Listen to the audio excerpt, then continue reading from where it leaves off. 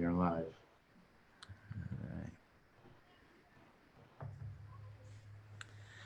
Hello, everybody, and welcome to Dad Talk. Today, we have a special episode for you tonight called Inside the Mind of an Alienated Child. Actually, three. We are joined with the Isaac family, and I'm meeting the lovely Sarah and Jess for the first time, and everybody knows Melissa. Ladies, how you doing tonight? Wonderful. Thank you for having us. Yeah. Good. Thank you. Guys, before we start this off, I'd like to give a little shout out to our sponsors. We are sponsored by the Isaac Law Firm, Upstream Growth Consultants, the Father's Rights Movement, and the House Champ, Mr. Yahya McLean. I would like to say thank you to each and every single one of them for making this podcast possible. But we've got a very sensitive subject matter tonight, and it talks about something that we talk about endless over here at the podcast, and that is parental alienation. Now, a lot of times we are talking to parents that are experiencing parental alienation. Tonight's episode is going to be just a little bit different because we're going to be talking about what it was like for the Isaac family as they was experiencing this and what it was like wanting to see their dad. So I don't know who would like to start this out, but tell us a little bit about your childhood, where you grew up, and a little bit of the family dynamics you had going on there. Okay, I'll go ahead and start. We grew up in North Dakota, and my older sister, Jess, the one in the black shirt. So Jess and I have the same father. Our mother was married to him. They divorced very shortly after I was born. And Sarah came along just about 4 years later. We were all raised by her up until Sarah was I guess she was still in elementary school. Jess and I were in middle school, and our family dispersed out, and we'll get more into that, later. But we have similar experiences where we have the same mother, but we have different personalities, and she treated us very differently. And a large part of her alienation was keeping our father away. And I think a lot of the abuse and a lot of the alienation that we suffered would not have happened had he been in the picture and been allowed to be around us. So there's going to be a lot that we're going to talk about. This is the first time that we've spoken about this outside of our circle. So it might be difficult to talk about some things, but we're going to be as open, as honest as we can be.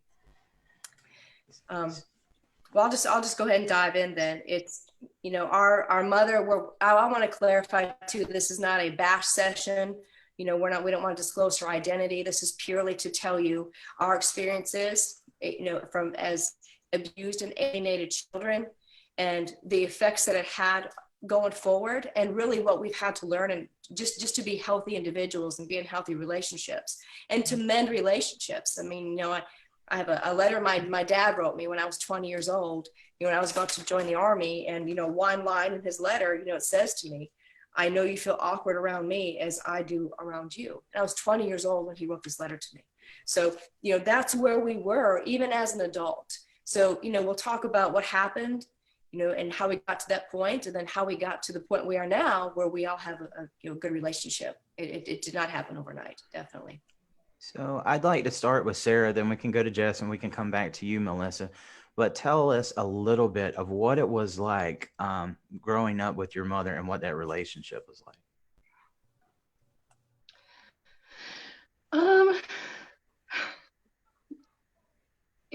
It was difficult. It was a little chaotic, but at the time I thought it was just normal life, Right. My mom she had, gosh, this is hard to talk about. Wow. You never really knew what to expect each day. She did treat me different than my sisters, and that was part of her way of controlling us. She would kind of baby me. She would single me out and show me more attention than she did my sisters.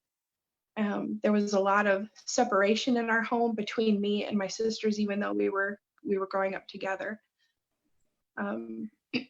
So some days would be good. We would we would just, in my eyes, in my little child eyes, I'd get up, I'd play, I'd go to kindergarten, we would walk to school, and we'd come home, and everything at the time to me seemed kind of normal. I didn't suspect anything. It wasn't until I got older when I realized that things weren't completely normal. That's the best I can describe it right now. I got you. No problem. Jess, could you tell us a little bit what it was like for you? Going off what Sarah just said, as Melissa said, we had different fathers. Melissa and I had the same biological father. Sarah had a different one. And our mother loved Sarah's father very much. And she seemed to hate our father. And that trickled down onto Melissa and I. So we were the Isaac assholes. It wasn't uncommon for her to say, I wish I would have killed you when you were little. And she would withhold food from Melissa and I and feed Sarah in front of us. And Melissa had mentioned too that her tactics, and I don't want to give her a lot of credit because I'm not trying to insult her, but I don't think she was that intelligent to be that insidious. But how it actually played out is she did have different tactics with each of us because she knew how to hurt us. And Sarah was the one that she would express love to the most. I mean, she would express love to me and Melissa occasionally, but there was so much hatred and so much, you ruined my life. And it wasn't, we didn't get beat every day, but I bet you we got it. Would you say, Melissa, 4 or 5 times a week? Yeah. Like, it was a lot. And she had a hair trigger. I walked in the house one day and she asked me if I wanted an apple and I said no, and she punched me in the mouth. You never knew.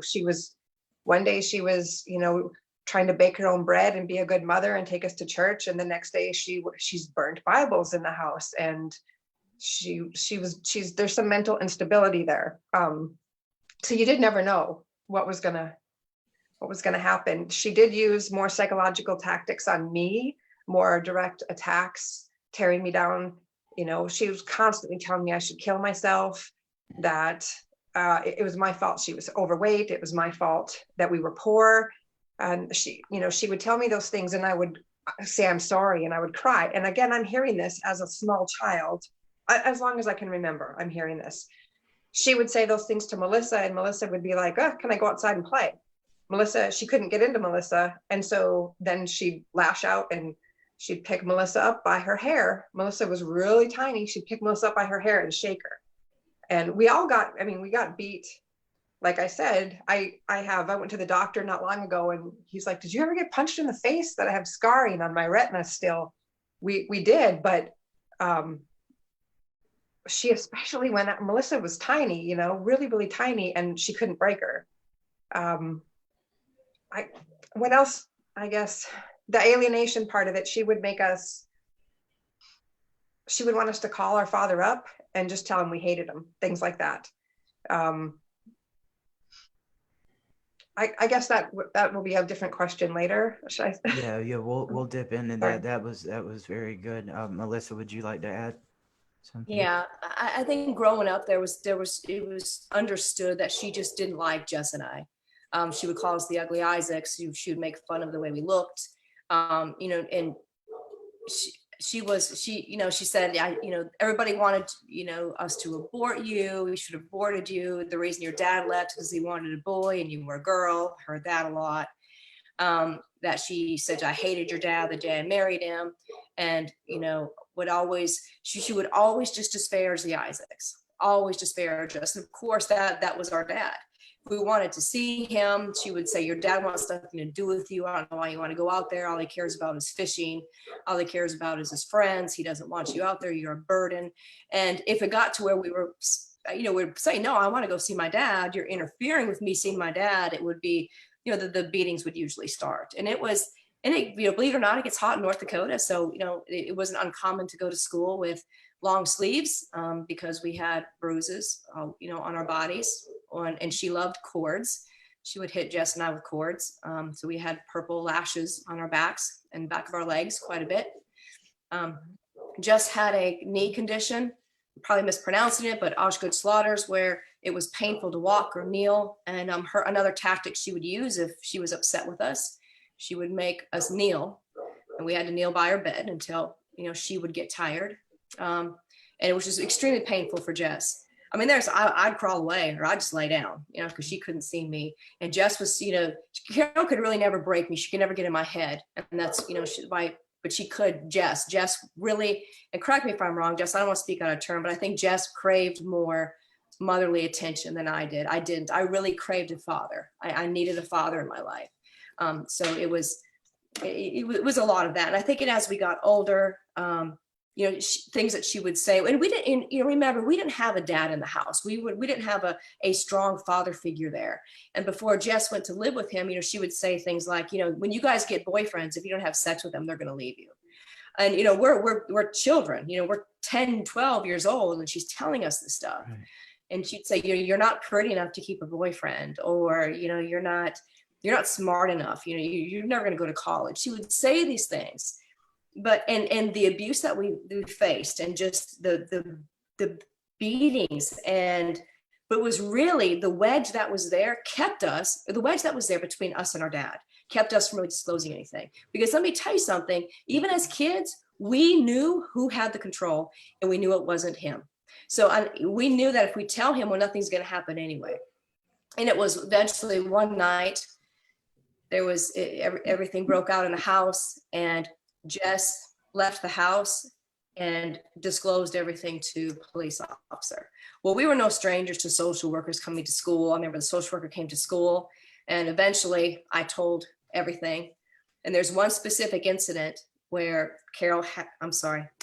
there's one specific incident where our mother had knives laid out on the bed. She calls Jess and I down, and she said, I'm going to kill myself, and I'm going to kill Sarah, and I want you girls to pick the knife that's going to kill us.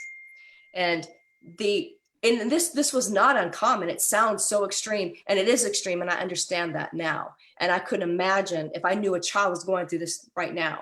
But at the time, I hate to say it, but at the time they were like, well, this is just her having a breakdown. This is just her having a bad day. That just accepting this dysfunction as normal, it has lifelong consequences for us. I mean, we've all had our struggles, especially through our 20s, and just getting healthy coping skills or whatnot. But her being allowed to have that much power over us was so detrimental, and ruined our relationship, with our father up until, we were an adult. But I can't, things, just the nonstop things she would say. I remember eating dinner one time, and she said, your dad used to force drugs down my throat. And thinking, oh my goodness, here we go. Your dad used to lock me in cabinets when I was pregnant with you. He used to kick me in the stomach when I was pregnant with you. I mean, the things that she would say that were so ultra disparaging about him, the most disparaging things you could possibly say, that, there were some issues that we had to work through. So, but it was nonstop, and it probably wasn't until we were all separated that did the dynamic change. And, she lost a lot of that control. Right. So I'm sorry, go ahead.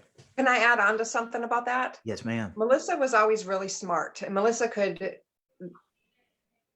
better survival skills. And she knew that when our mother would say things like that, not to believe her, but I internalized everything. I believed everything. And another thing that she would say, and there was a point I stopped believing it, but she would say we couldn't tell the police the things that happened in the house because they were Satanists. And she would say that we couldn't go live with our dad ever because he would rape us and he would give us to his friends, telling us this when we were 4 and 5 years, like little. So, and I did believe for a while. So Melissa was always smart enough so I had to deprogram that out of myself too. And the thing with the knives, that wasn't a one-off. That happened more than once. So just wanted to add that. So I just like to say up front, because I heard a lot of the remarks that you said was that all three of you are very beautiful ladies. And I want to thank you for coming and talking about this tonight, because I know it can't be easy. But I'm curious, when you was talking about, the things that she used to say about your father, it sounded like nothing was off limits. Any way that I can just brainwash them against him, I will do it. Do y'all know what the relationship was like when them two split? Oh, it was bad. It was bad. I know my father told me that after they split, he went out to eat with my grandfather, with her father. And he said that, he asked my grandfather, he said, I don't know what to do. She's out of her mind. And my grandfather said, yeah, she is, but she's my daughter. So I think you have situations where family members know that this person is crazy. I'm just going to use that word. But there's a lot of enabling that goes on. So, but their relationship was not good. I think, I don't know, I highly doubt it was planned, but I think my dad hung in there as long as he could. Right. And, and this is, my dad he's a Marine in Vietnam. He gets back from Vietnam. I think he was relatively vulnerable and, ran into the wrong woman. And it destroyed his relationship with us as children, completely destroyed his relationship with us as children. Right. He tried though. He was there. Our memories of him, whenever we were with him, he was amazing. Right. And I'd just like to say too, as a lot of people know, Melissa is one of our premier sponsors, and she owns the Isaak Law Firm, and she's an attorney for just men. And I think once you guys hear a little bit more of what's going on here, and we're about to take this down a little bit deeper in them, I think it's going to make a little bit of sense to you. But one of the things that just really gets me is you talk about she used to starve you. She would not let you eat, and then actually had the audacity to eat in front of you. Can you talk a little bit about that experience? Yeah. So I was always just very tiny. And, Jess and I are 14 months apart, and Jess was always like a whole head taller than me, until we were teenagers. And she knew where my weakness was. My weakness was being physical. So, she would tell us that, we couldn't eat. She would use the Bible sometimes, and she would say, we were going to fast for 40 days and we're going to fast for 5 days. And fasting as an adult it doesn't feel great, but I can tell you, not eating as a child is probably one of the most painful things I went through as a child. You're like little kitty cats metabolizing your food so fast. You don't have any food for days. But, I remember one time she went to McDonald's and she got a bunch of, cheeseburgers, and she and Sarah sat in front of Jess and I. We were sitting in 2 chairs. We had to watch them eat everything. And at that point, it had probably been a couple of days since we had eaten anything. She sat with Sarah and ate in front of y'all. Now, I would like to ask you, Sarah, and I know you had nothing to do with that, but how does that feel for you, knowing that your mom used to use you to do that in front of your 2 sisters?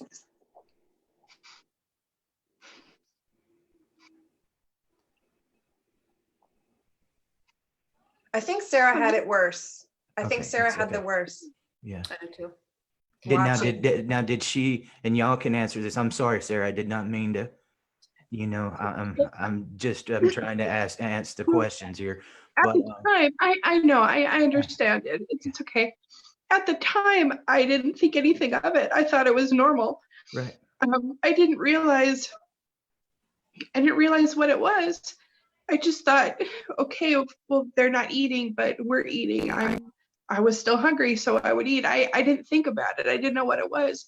But hearing it now, I feel really guilty. No, And It's not your fault.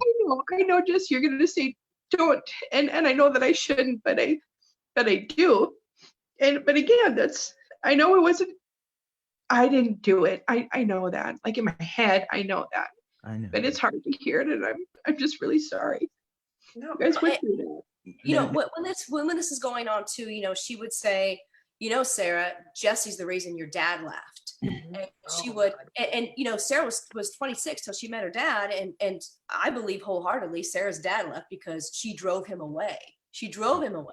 Sarah has a brother who's my same age, who Sarah didn't even get to know until, she was an adult in her 20s. So, she really tried to keep Sarah separate from us. She really did, and blame us. We were the reason that, Sarah's dad wasn't in the house. I'm curious, did she use Sarah? I mean, like, I see that she used her in this instance, but did she do that more often than not, or was that kind of like an isolated incident? Because I know that you said that you two. That was how it was. All the time. That's how it Yeah. was. That's how it was. And I want to say the most traumatic thing that in my childhood was something that I witnessed happen.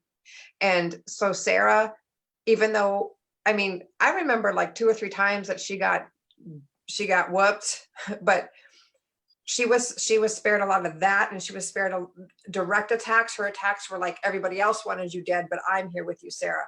But Sarah witnessed so much. And so by no means did she, I mean, she's carrying a lot on her shoulders, and I love you, Sarah, and none of it is your fault. Love you too. Now, would you say that was more out of the bitterness for you and Melissa's father? Absolutely. All of these incidents, it stemmed from the bitterness from the relationship. She's yes. Yeah. She still is bitter. She's still bitter against their father, against his wife, against Jess and Melissa themselves. She hasn't changed even all these years later. You know, and even after we left her house and we were living different places, you know, she would call.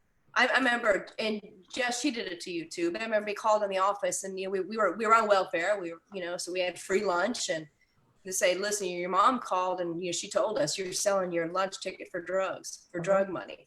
So we'd have to show her lunch ticket. No, I still have it. I didn't sell it for drugs. She was, you know, and then Jess, I don't know if you want to talk about the hitman thing, but she was constantly interfering, even after we were like out of her care. We weren't even living with her anymore.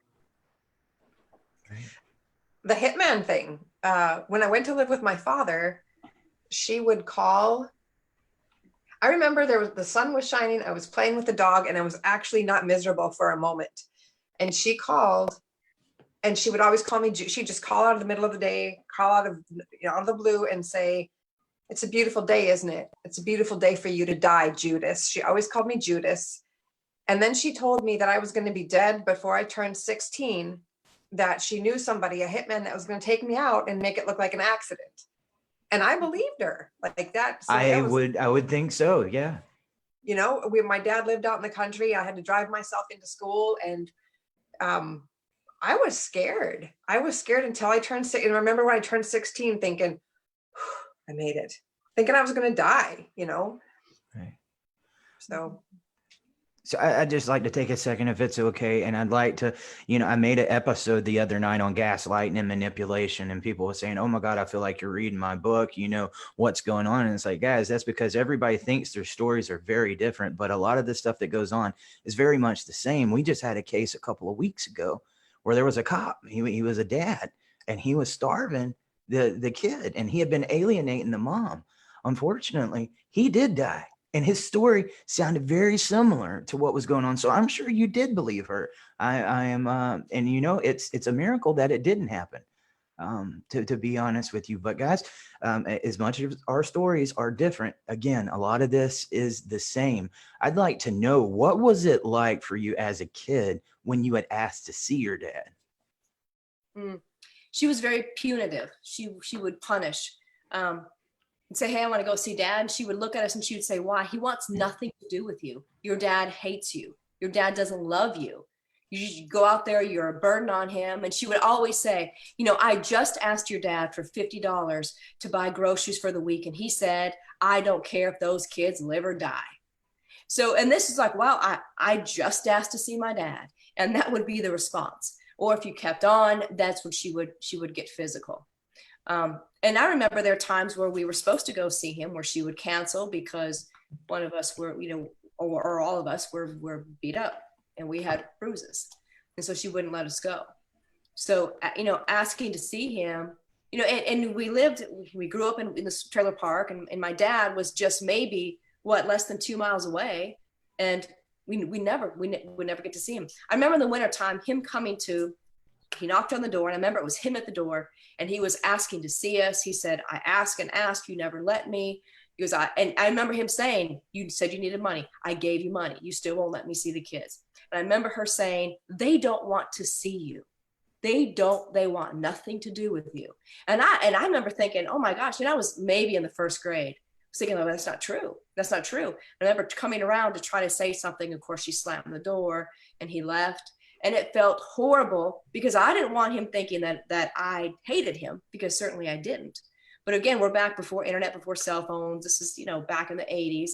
And there was absolutely no means for us whatsoever to get a hold of him. And it was difficult, especially knowing that he was then trying to see us.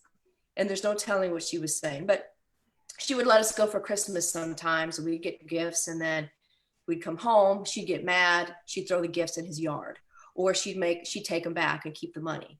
But it was a constant struggle. We were never able to have a healthy relationship with him really the whole time we were kids. Yeah, and wasn't there something about putting you in a ice bath or something like that one time that you asked? Yeah, well, there were times when, again, we live in North Dakota, but there were times when I remember I probably asked to see him maybe more so than Jess. And Jess, correct me if I'm wrong, but I think Jess was trying to sort things out a little bit more than I was. I didn't believe her, but I remember she was upset, and Jess and I, we laid in the cold bath until she let us get out. It was ice cold water. It was a punishment.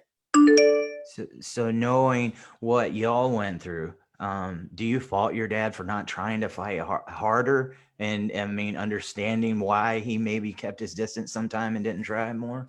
I don't know what he could have done. Right. Yeah. I believe Melissa said on another podcast, he didn't really know what was going on. Is that correct?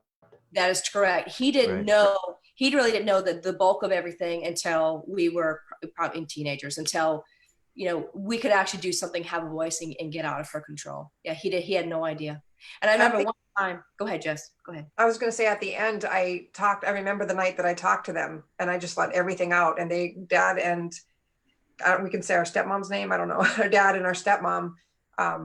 Yeah, go ahead. We're just like, and then, they were genuinely shocked that all that, they knew she had a screw loose. You could talk to her for a couple minutes and put that together, but they were shocked. Did you two ever try to tell anybody about what was going on? Well, you got to remember that the police were Satanists. Our dad would rape us. You have to remember that You were scared. her reality was so, and plus if we made her mad, there were consequences. Right. And that was where we lived. That was, and there was a time, Jess, you and I were talking about that, where there was a social worker came to the house. It was a male social worker. And, and our mother she was a pretty lady. She was probably all but 4'10", and the social worker came, and Jess has a better recollection than I do, but she was really flirting with him, and he apparently was, receptive to it. And he said, well, kids look okay to me. And I think he said, it's not like you have, he said, it's not like you have whip marks or chain marks across your body, do you? And I looked over at Melissa, because she did have long purple lashes down her back. And I looked over at her, and Melissa looked at him and smiled and said, nope. And so I said, nope, because I'm like, oh, we're saying no. And we had been always told to never betray our family, to what happened in our family stayed in our family, because always the devil, always Satan was trying to ruin our family and attack us. And we just had to do what we had to do to survive. I've said many times that I compare like what you're going through to domestic violence. People ask, why didn't they tell somebody sooner that they was being abused? They were scared. And I'm thinking, it sounds like you guys were going through the same thing. Like, one, you had been brainwashed that everybody else was evil, but you knew if you crossed this woman, what was going to come to you. But understand this too. I think, especially Jess and I being so close in age, we were close. We had a bag of clothes packed in the closet for when she kicked us out. And we had this little sketchy map on how we're going to get to grandma's house. Mm-hmm. So if Jess said no, I was following suit. And we were tight. We were close. So and Jess, too, Jess was afraid because, well, what if I'm gone? Then I can't leave. I can't leave, Lissa and Sarah here. So, I think that if at the time that we were surviving in crazy, we figured out this is how you survive in crazy. Yeah, you might get beat up, you might get food withheld, but hey, we get lunch at school, right? So, there was the school issue is probably a whole nother issue. But, Right. People say, well, why don't you tell people? Why don't they tell somebody? And even now I see, kids who the dads believe that these kids are being abused.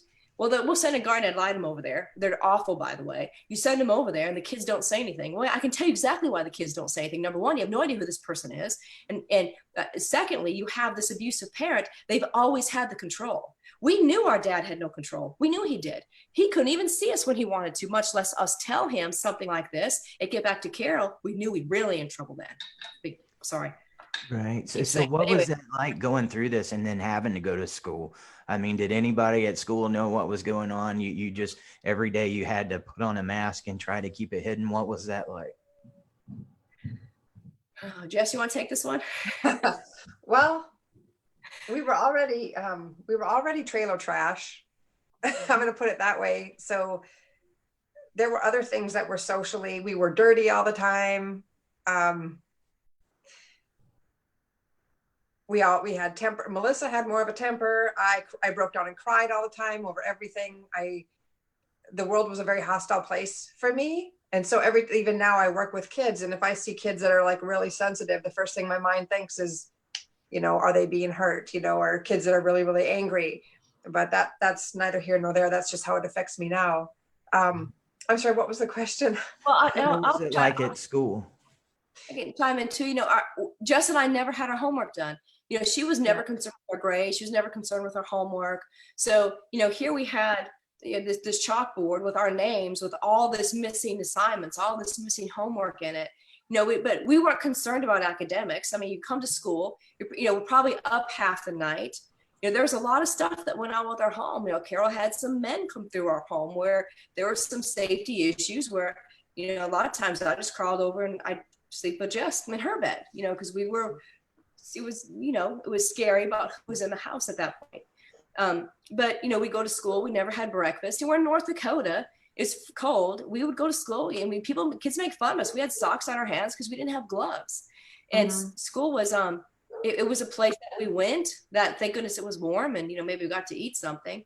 But no, as far as people should have picked up, people should have picked up on just the complete lack of care that we had. Like Jess said, we were dirty, wore the same clothes every day. I mean, Jess and I, we're in first and second grade. We're washing our clothes in the sink.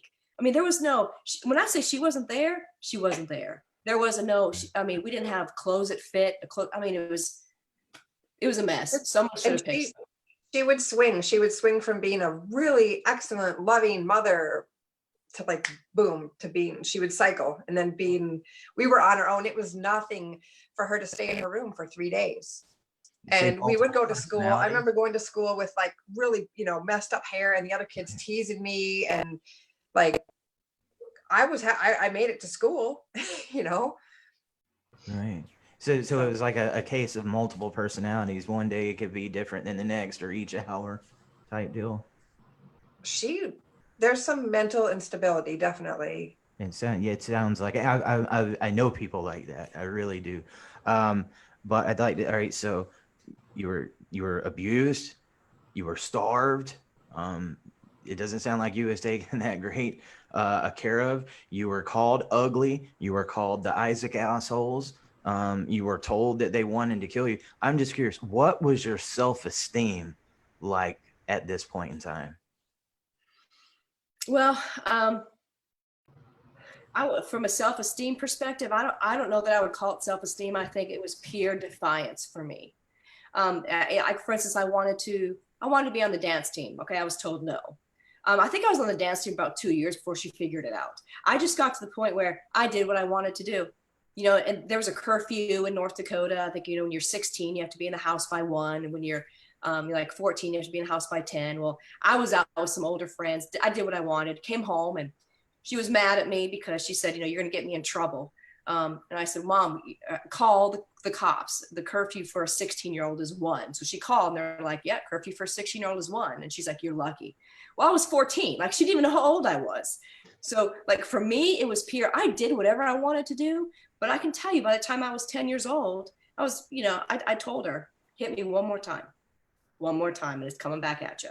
So for me, it was, I just had to figure out, I stayed away from drugs, I stayed away from alcohol. And then, I was in foster care. They do drug tests and all that. But it was the defiance for me was, by God, despite everything, I'm going to make it. And that was my form of defiance, if that makes any sense. Right. So I did it. But as far as self-esteem, I don't know, mine was pure defiance. What would you say for you, Jess? Melissa was really tough. Melissa wouldn't let anybody else define her. She still doesn't. I believe it. She's the walking definition of the person who is someone casts stones at them and she builds an empire. That is her. I was not that person. I let every single thing that our mothers say define who I was. So I did believe that I was the ugliest,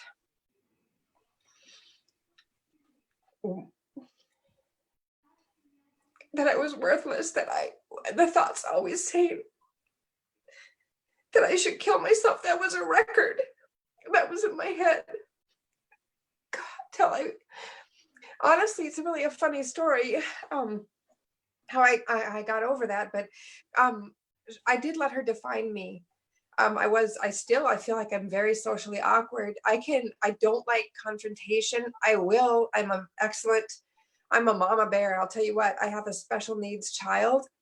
I have 3 children who are my life, and my youngest is differently abled. And let me tell you what, he's going to get what he needs, and he's going to get it now. So I can, when I need to come out and have a backbone, I can. But it's taken a lot of self-love. So for those of you who are out there right now going through this, I literally had to make a choice to survive and to heal. And that meant shutting my eyes and telling myself what I needed to hear as a child. That meant forgiving myself for all the thoughts that I was having, forgiving her and realizing that she probably did the best she could. I'm going to share this story just for anybody else that's out there right now going through anything. I was probably 15 years old, and I'm constantly having, now 15 years of being told that I should kill myself, that I was worthless, that everything was my fault, and believing it. Melissa was smart enough to know that our mother was bat crap crazy. I believed everything. And I remember one day I was with my dad and stepmom, and I was home alone, and the pain was too much. And I remember my stepmom will remember this. I trashed my room. I was hurting so bad. I trashed my room. And I was hurting too, because now I was alienated from my sisters. I didn't know where they were. I always kind of felt it was my job to make sure they were okay. I was worried for them. That hurt. I remember that day, but I decided that I was going to end my life.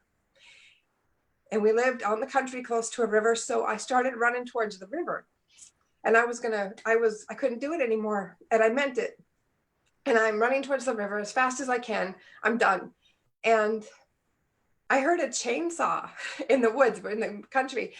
And in my head, all of a sudden, I got this image of a serial killer with a chainsaw in the woods. And I freaked out and turned around and started running back home.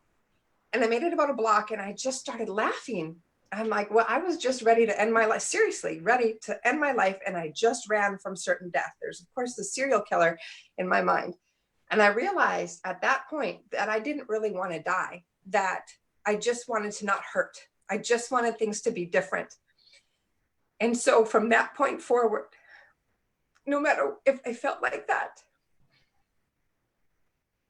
I could love myself enough to heal, to make the choice to heal.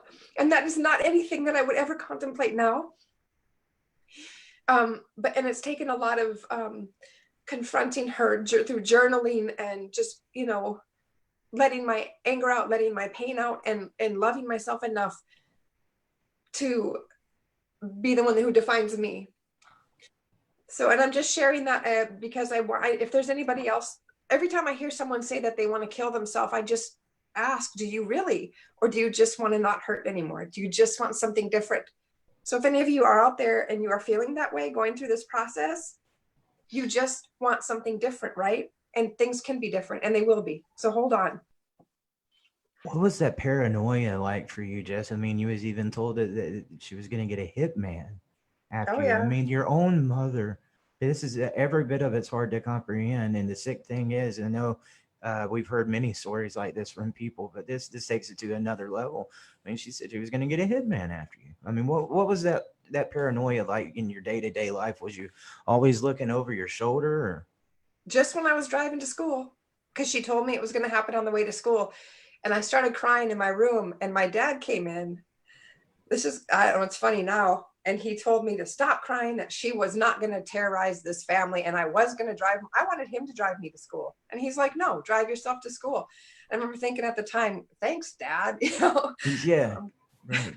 I was mad at him, but he knew it was just a mind. It was just the way she could attack me. She'd do that to Melissa, and Melissa would laugh, but she knew that she could make me afraid. Right. Like I said, when I turned 16, I was like, okay, I made it. Right. Sarah, I'm curious, what was it like when you asked to see your father? Now, what was that process like?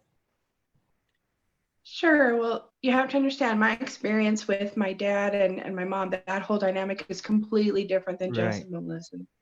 So my dad was just never in the picture.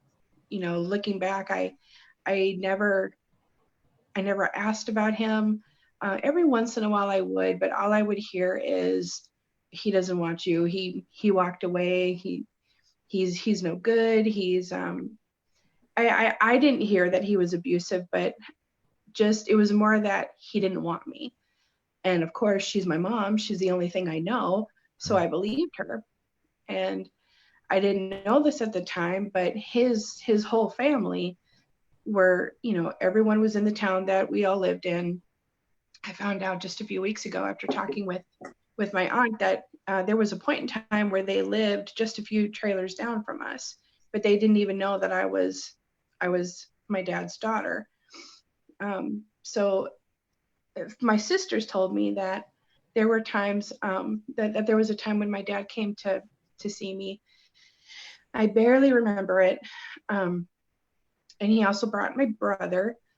And all I remember about that visit was my sisters and I and him were back in a bedroom, and we were kind of like arguing, not arguing, but like kids do. He was Right. like, no, I'm your brother. And I was like, no, you weren't. Because it was the first time I saw him.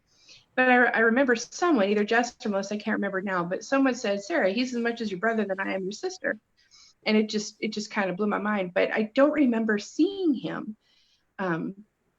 We were in the back playing, and he was in the living room with my mom. And I know now that when he came over, she wanted to see him. She wouldn't let him see me, which is why he came over.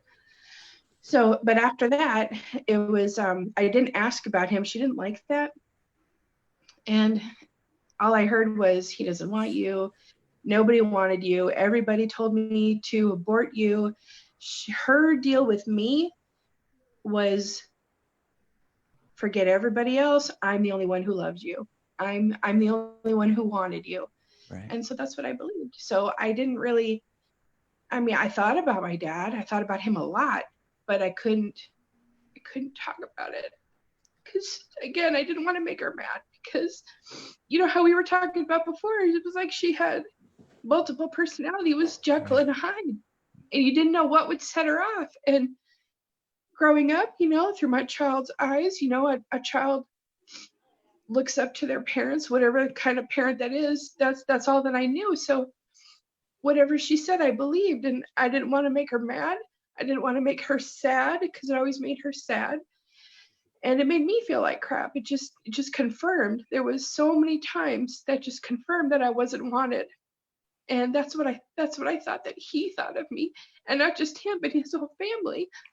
So that's just, that was my normal. So I didn't, after a while, when I was a kid, I didn't ask often, but as I started to grow up and get curious, I asked more and more questions, like when I was a teenager, especially when I was in my, it was almost in my 20s. But she was just a broken record. And her favorite phrase, the more I talk about this, the more it comes back. So sorry if I interrupt myself, but this is just how it is. Her favorite phrase is, Sarah, you don't know the half of it.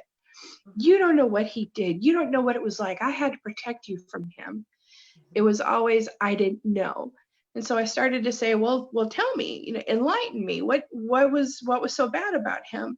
And she would never say. She would never explain anything. It was always just, he didn't want you.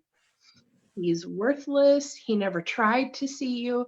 And I didn't find out until much later, like just a couple of years ago, and I'll be 40 in April, that he did try to see me. So yeah, that's.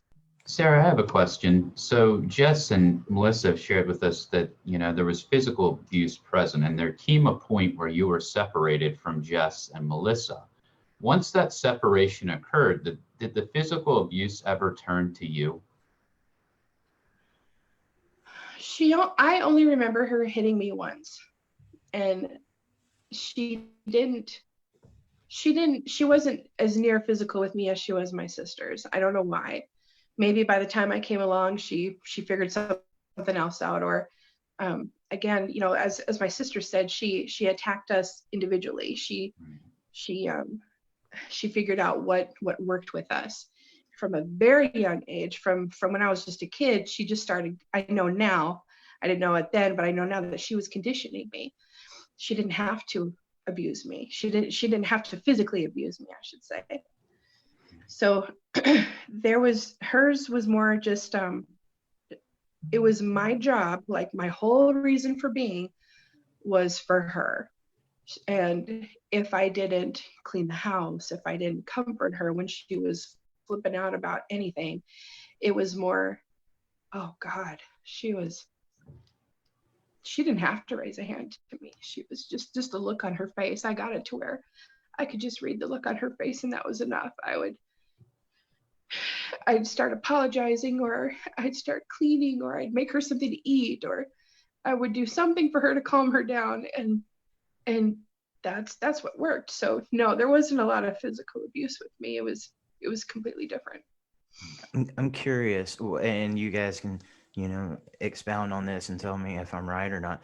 Would you say that y'all's mom was still in love with Sarah's father, but she was just bitter about the breakup? She's obsessed with him.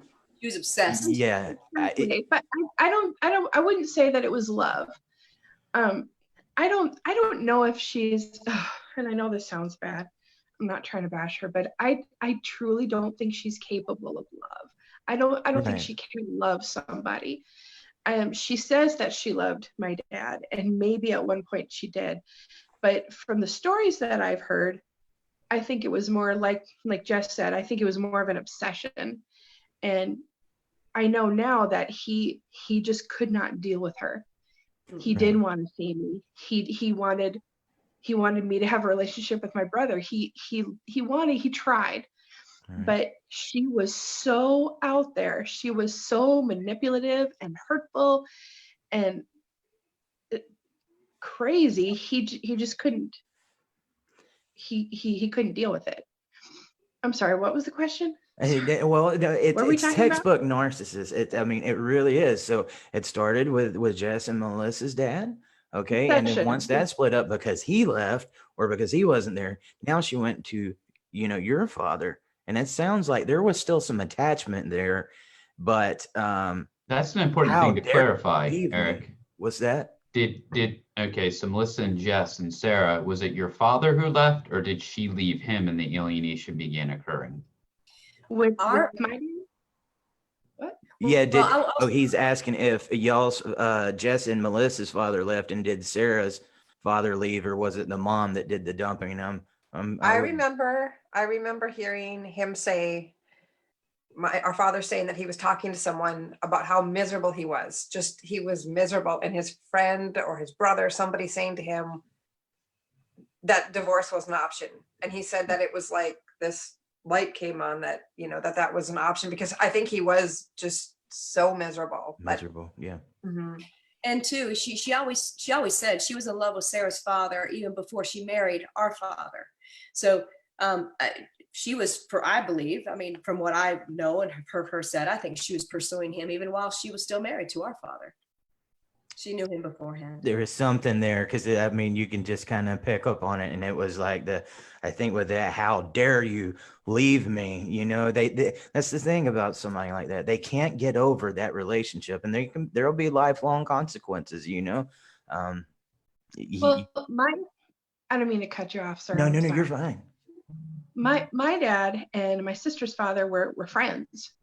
They were childhood friends. You know, they grew up together. They were close. So, you know, this is just my personal opinion. I don't know if it's fact or not, but I think I almost said her name. I think she was bitter about her relationship with my sister's dad, and that's why she went after my dad, because those two were they were close friends. She told me, I can't remember how old I was. I was still pretty young. I wasn't in high school yet. But she told me that she got pregnant on purpose. And my dad left her, I believe. I'm trying to, he's not here anymore. He passed away, so. Sorry. No, you're fine. You're fine. So I can't ask him, you know, I'll never know the complete story, but from what I pieced together from what his family's told me now and the things that she's spouted off over the years, he left her. Okay. And that's, you know, pretty much what I was somewhat picking up on. You know, it's fairly common as well. I've seen myself in something similar. I want to go back. I remember you telling me a little bit before we came on here and we was discussing the topics that when you was 3 years old, Melissa, there was a time where she had just completely lost her mind. Mm-hmm. Yeah, it wasn't uncommon for her just to lose her mind and trash the house. There's one time in particular where it was she was pregnant with Sarah, I believe. I was 3, Jess was 4, but she broke everything glass in the house, dishes, cups. Well, if it was glass and if she could reach it, she smashed it on the floor. We were living in this trailer, and there was glass everywhere, and the screaming, it was overwhelming sometimes. So she screamed and she said, you know, you better have this cleaned up when I get back. She stormed off. Jess was 4 years old. I remember watching her grab a chair, pull it over to the sink, and Jess got up on the chair to try to, you know, get the Tupperware, the plastic stuff that bounced off the walls. And so I wasn't going to ask her where a broom was. So I just used my arms to gather up all the glass. And I cut my arm. You can't see the scar. You can't see it, but I can see it's a scar down my arm, pretty bad from that. I was bleeding. Jess came down, and Jess was she tried to mother us a lot. Jess came down, and Carol came in, got mad. And I mean, you know, scars here. It was a pretty deep cut, and she got angry at us. I mean, she angry at me for getting cut, but this is what we grew up in. This unfortunately was our normal, and this extreme sort of these extreme behaviors that I'm surprised one of us didn't end up dead, to be honest. But yeah, and things like that were not common. You know, Jess was saying too, you know, she would withhold food. I remember standing in the line getting government cheese, and Jess and I would hide food sometimes. I mean, I remember, you know, we found food found like dried cheese up underneath the couch that we ate one time. I mean, you know, someone came in and I had a knife down in the toaster. If you remember that, like trying to get crumbs out of the toaster, we were starving. And it was, but yeah, and these extreme decisions that she would make, it was, I can't tell you how it affected us at that time. We were lucky to get to school and get home, really. I mean, it was bad. So one of our viewers asked a question I was pretty curious about too, but I think this is a great question. She said, I'm curious if the maternal grandmother had any of these personality similarities, and if the maternal grandparents had been divorced. Had your grandparents been divorced, or did you see any similarities in the grandparents? Can I take that one, Melissa? Yes, go ahead. Okay, so grandma's house was, oh my God, she had the most amazing food. Grandma was a peacemaker in that, you know, we don't talk about it. We just hush hush. Grandma and grandpa were divorced. They lived next door to each other. And eventually there was a restraining order against him. Just because he's my favorite person. He was ornery. He was really ornery. I think you know, he came back from World War II. He was that generation that men don't show emotions. There's stories that he was rough. And my grandmother was granted a restraining order, but she would leave food for him every day. He would mow her lawn. They were divorced, but grandma was not violent at all. Grandma was the type that everybody get along, everybody be nice now. My grandfather was one of my favorite people because he was always there for us. Like I'd get kicked out, it'd be wintertime, freezing cold, and grandpa would just, I can't tell you how many times, how he knew to just come grab me, you know, like, so I didn't freeze to death, but he got us, he would buy us milk. He was there and very supportive, but yeah, there was dysfunction. We heard stories. Did you see, I mean, there were certain similarities there between your grandmother and your mother, would you say? No, grandma was a peacemaker, and grandma was like, no, we're not talking about this. We're not. And she would know, I remember fights. So our mother, I remember hearing a story. My uncle told me a story about how my grandfather had just had a knee replacement, and our mother was encouraging Melissa and I when we were little to go kick him in the leg, to kick him in the knee. And I guess one of us, I don't remember, I think it was Melissa, went up to him and kicked him, and he yelled. And they got in a fight because she was awful. She would tell him too, it's a good day for you to die. There was a fight. She took her shoe off and threw it at him and hit the lamp. Do you remember that scratch on grandma's lamp, Lisa? Anyway, and then, but grandma just saying, no, stop fighting. Just stop fighting. Just stop fighting. That was her thing. So she was never abusive. Our grandmother, right. She just wanted everybody to just stop talking about it and just be quiet. And would you say, Melissa? Yeah, I agree. Gotcha. All right. Now that we've talked about that, I know there was a point in time where all three of you split up and you went your separate ways. You all end up in different places. Could y'all go one by one and tell a little bit of what that was like for you and where you went off to? You want to start, Jess? Okay. The day that I left, my cousin called. It had been pretty bad. There'd been some bad things happening in the house. And honestly, I was numb and felt I was not okay. And Sarah used to just sit in the corner. Is it okay if I say this, Sarah? Of course. Sarah used to just sit in the corner and rock and cover her ears. And Melissa, I was really worried about Melissa, just worried. She's mean. And I was worried about her, but I was feeling like I couldn't keep them safe. I couldn't keep myself safe anymore. And my cousin called and said, "Are you okay?" And I said, "No." And he said, "Do you need help?" And I said, "Yes." And he called our stepmom, I believe, and our stepmom called the police. I don't think he called the police directly. And a few minutes later, there was 3 cop cars and 2 social workers. And she had social workers called on her before, but we always said, no, nothing's happening. And we went. All 3 of us left. And later, Sarah and Melissa recanted, which was our script. That's what we did. They recanted that those things happened. I never did. I was placed with my dad. Sarah and Melissa went back with our mother. And so I had a relationship with my father at that point.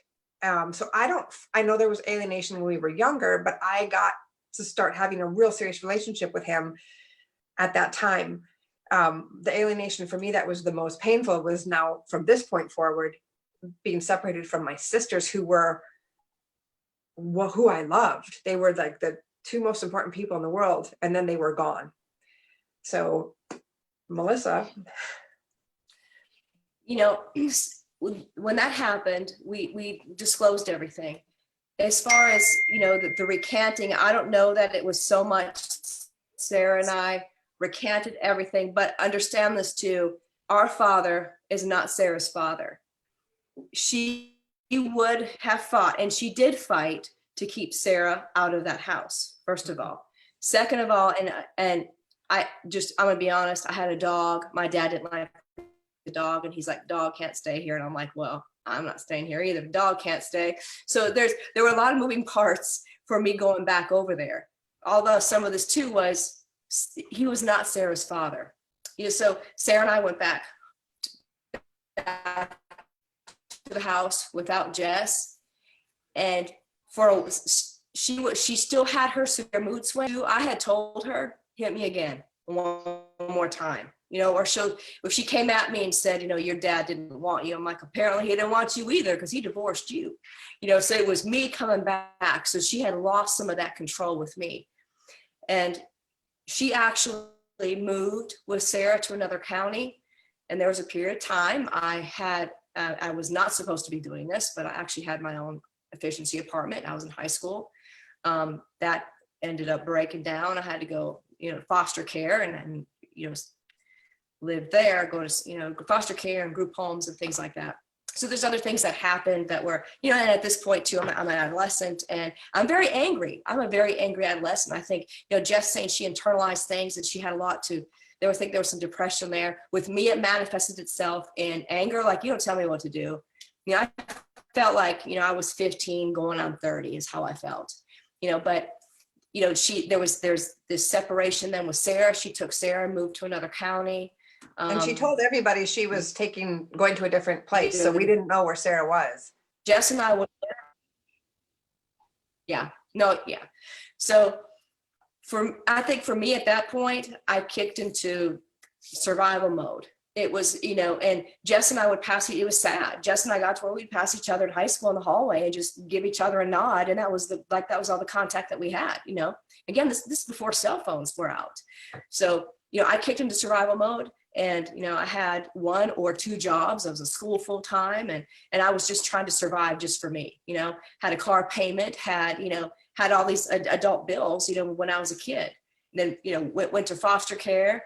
And I'm not saying that, a lot of people have really bad experiences were in abusive foster homes. I wasn't, but it was literally a roof over my head. There's no guidance. I mean, there's no family. I mean, the one foster home I was in, there was a ton of us. There were like 5 or 6 of us, and they were just getting a check every month. It was obvious, But for me, I kicked into survival mode. Okay, I just need to get through high school. I want to go to college. Ended up joining the Army. I just for me, it was mapping out my life and how do I get out of this situation and survive and be okay. That's what my mindset changed into that. And then Sarah. I'm curious, Melissa. I just want to ask a question for you right quick, because, being an attorney inside of this, people instantly give you she's trying to make money off of broken families, or she was born with a silver spoon. I mean, you're talking about having to go through a foster home, what you've been through, the fight that you had, even trying to be in your father's life. Would you say that what you're doing now is inspired by the story that we're hearing right now? Oh, absolutely. This for me stems from passion. Me representing dads is because of the way I grew up. And I can tell you, my dad, 6'3" Marine, my, mother, a whole 4'10", on a good day, she could say whatever she wanted to say. And I'm like, I swear they bought it. They would buy it. Anything she said, anything my dad said would be like, oh, I'll be by the wayside. No, whatever. I remember, the last court hearing we had, they both showed up. She said whatever she wanted to say. My dad said, and I called her name, which was warranted, and I agree with it. They kick him out of the courtroom, right? So eventually, I want to say the last hearing we had, it came down to me, my guardian ad litem. I think it was the judge. I think the judge at that point put them both out of the courtroom. But Eric, I'm sorry, I forgot your question. No, I was just talking about, I know, like, people think you're an attorney, you were born with a silver spoon, and you came a long way, and there's a reason that you fight for men. I just wanted to get that out. And, and I had this misconception when I was a child. I'm like, certainly they're misinformed. They just don't know. Like, somebody needs to go in there and really fight for these dads And little did I know at the time, okay, the system is almost designed to get dads out of the lives. And so I've concluded now. But at the time, it seemed like no matter what she said, they bought it, hook, line, and sinker. No matter what he said, oh no, well, no, what that, we're not going to go with that, or that's irrelevant. But she had so much power. Even after we have court papers where she's, all the stuff we talked about, it's in court papers. She had one, daughter taken away. They told her, you undergo a psych eval, and we can see about getting Jess back. No psych eval. She was non-compliant to do anything, but yet somehow, when it came down to court, when I was there, somehow she still had some say, and it was just perplexing to me. But watching my dad having to go do nothing wrong, and yet this can happen. No, the system was broken. So that's what fueled me to know, I want to go and I want to fight. I want to fight for families. That's really what I'm doing. I'm not against moms, right? I'm fighting for relationships, and that definitely, that's what fuels my cause. Absolutely. We lost you a little bit there, but I mean, would you say, with her being convincing, was that because she was just a very convincing person, or it was effective just because she was mom, or was it a little bit of both? Both, definitely. Both. Right. Yeah, I mean, the family courts is not a scary place for moms in general. I know that there's some moms that get tied up and they get the shaft. I know that, but for the most part, you don't see moms walking into family court with sweaty palms. It's usually the dads, because that's just, let's look statistically, it's the dads that get screwed in family court. It has to be, because if you spend 5 minutes talking with this woman, I don't know how people couldn't have put 2 and 2 together with her. I mean, again, this is not a bashing session, and I hope no one out there looks her up and harasses her. Please don't do that. She is, I believe she's mentally ill. Right. But I took my son to see her when my son was 15 or 16 years old for the first time, because I knew he was old enough to handle the situation and we could walk away. And I basically was appeasing my grandmother. And she was talking about an evil bird that was flying over the house. And then she had the house blessed, so the bird couldn't fly over the house. I don't know how you could spend 5 minutes with her and think that she was stable. So it has to be, and our dad is intelligent and good, and it has to be stacked. It had to have been, at least then, stacked against them.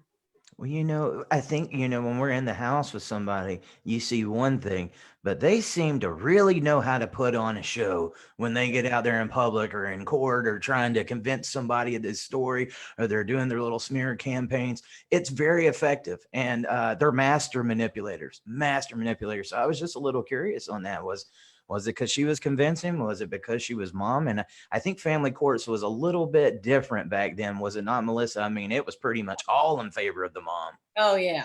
Yeah, definitely. And I'll say too, the problem with family court is she can hold it together. You can give her an hour. She can hold it together. You think, wow, what a nice little lady. She's really nice. And you think about these custody cases, when do judges spend? I mean, they spend a few hours. Woman might be on the stand for an hour. There's not really time to get in there and dig. And so that's the problem. You have judges making custody decisions, and it's not uncommon for them to say, okay, we're going to try this custody case, and it's set for 4 hours. How the heck can you try a custody case in 4 hours? You can't, but they do it all the time, sometimes less than 4 hours. So, I remember some of our friends, they would meet our mom for the first time and say, oh, your mom's really sweet. I'm like, yeah, wait till you meet her next time. Okay, she'll swing, she'll come back around. And that's just how it was. And the thing is, people knew how she was. Now, they didn't know everything, but especially when we were in elementary school coming up, there were so many red flags. There was a time where we went to, there was a church school, and they took us on as charity and waived tuition. Let me tell you what, that was devastating for me and Jess, because they didn't have hot lunch. They didn't have school lunch there. Had to bring her own lunch. I'm not joking. She would send a can of corn with no spoon and no can opener. And Jess and I are embarrassed, like, oh my gosh, somebody opened this corn, we're starving. No, sometimes or nothing. She would send nothing. And that teacher would, it was really embarrassing, because the teacher would actually call us up to the front of the class. It was a very small school, 2 teachers, 8 grades. So me and Melissa were in the same classroom, even though we were in different grades. And the teacher would pull us up in the front standing in front of everybody and go, does anybody have any food for them? They don't have lunch again. And it was, for me, it was very condescending and that was embarrassing. So a little off of a different topic, but I got to hit on it while we're talking about something like this, because this is what a lot of kids are going through nowadays, and they have been for a while. Do you believe that school lunch should be free for all kids, so they do not have to face that scrutiny? We need to get that law passed. I don't know how we do it, but that is not something that a kid should have to be wondering about. They need a meal. They should be taken care of, and you don't know what they're going through at home. If we can provide them a meal, we need to make sure that we can. But Sarah, I would like to come back to you after your sisters had left. What was it like being in that house with your mom alone? Oh gosh. My role shifted more to a caregiver. She would have wild mood swings, and it was my job to calm her down. She would ask me for reassurance, and I'm, 13, 14 years old. It was my job to clean the house. It was my job to read her Bible verses. It was my job to be a good girl. I took care of her a lot. I was either alone by myself, or I was in the room with her, cooking her meals, watching TV with her, listening to her. She would go off on any member of the family. And it would seem like, every couple of days, and several times a week, she would go off on somebody that we haven't seen in years. And I would hear these stories of people that are my family, like my grandma, my grandpa, or she would always talk about her aunts a lot, my grandma's sisters, these horrible stories of how everybody did her wrong. Well, I was her sounding board. I listened to that. I'd have to sympathize with her. And when I would try to join things in school, or whenever I would just try, or just be in my room, just kind of doing my own thing, she gave me things that I wanted, because she didn't want me to leave the house. So I had video games. I had movies to watch, anything inside the house where she could access me at any time in case she needed me. So I was either alone all the time, or I was dealing with her. And there were times where things were going well. We would go out to eat, or she would just be in a really good mood, and it would seem like, okay, things are okay for today. I can, it's okay to be happy today, or tell her something that happened at school, or it would just flip, and I would just have to take care of it. It was very stressful. It was, now that I'm talking about it, and I can admit it, it was very stressful. So it's a little twisted, but I got to ask you guys. So you mentioned that she would read the Bible and stuff like that. So did religion play into this a little bit? Did she have a little of a different sense of religion than what you would say most normal people do? Yes. I got this one. No, I got it. She. Well, take it. I got this. She was very religious, not in a healthy way. Right. She would tell us all the time, the end days are coming. You're going to wake up and bombs are going to be flying over your head. God was always vengeful. He was always a big man in the sky who punished the wicked. And that's how we grew up. That was our view of him. She would send us to Bible school, or vacation Bible school, and they would say, Jesus loves you, Jesus is kind. And I don't know how it happened, but I knew Jesus was good. I always knew that, but that's not what we heard from her.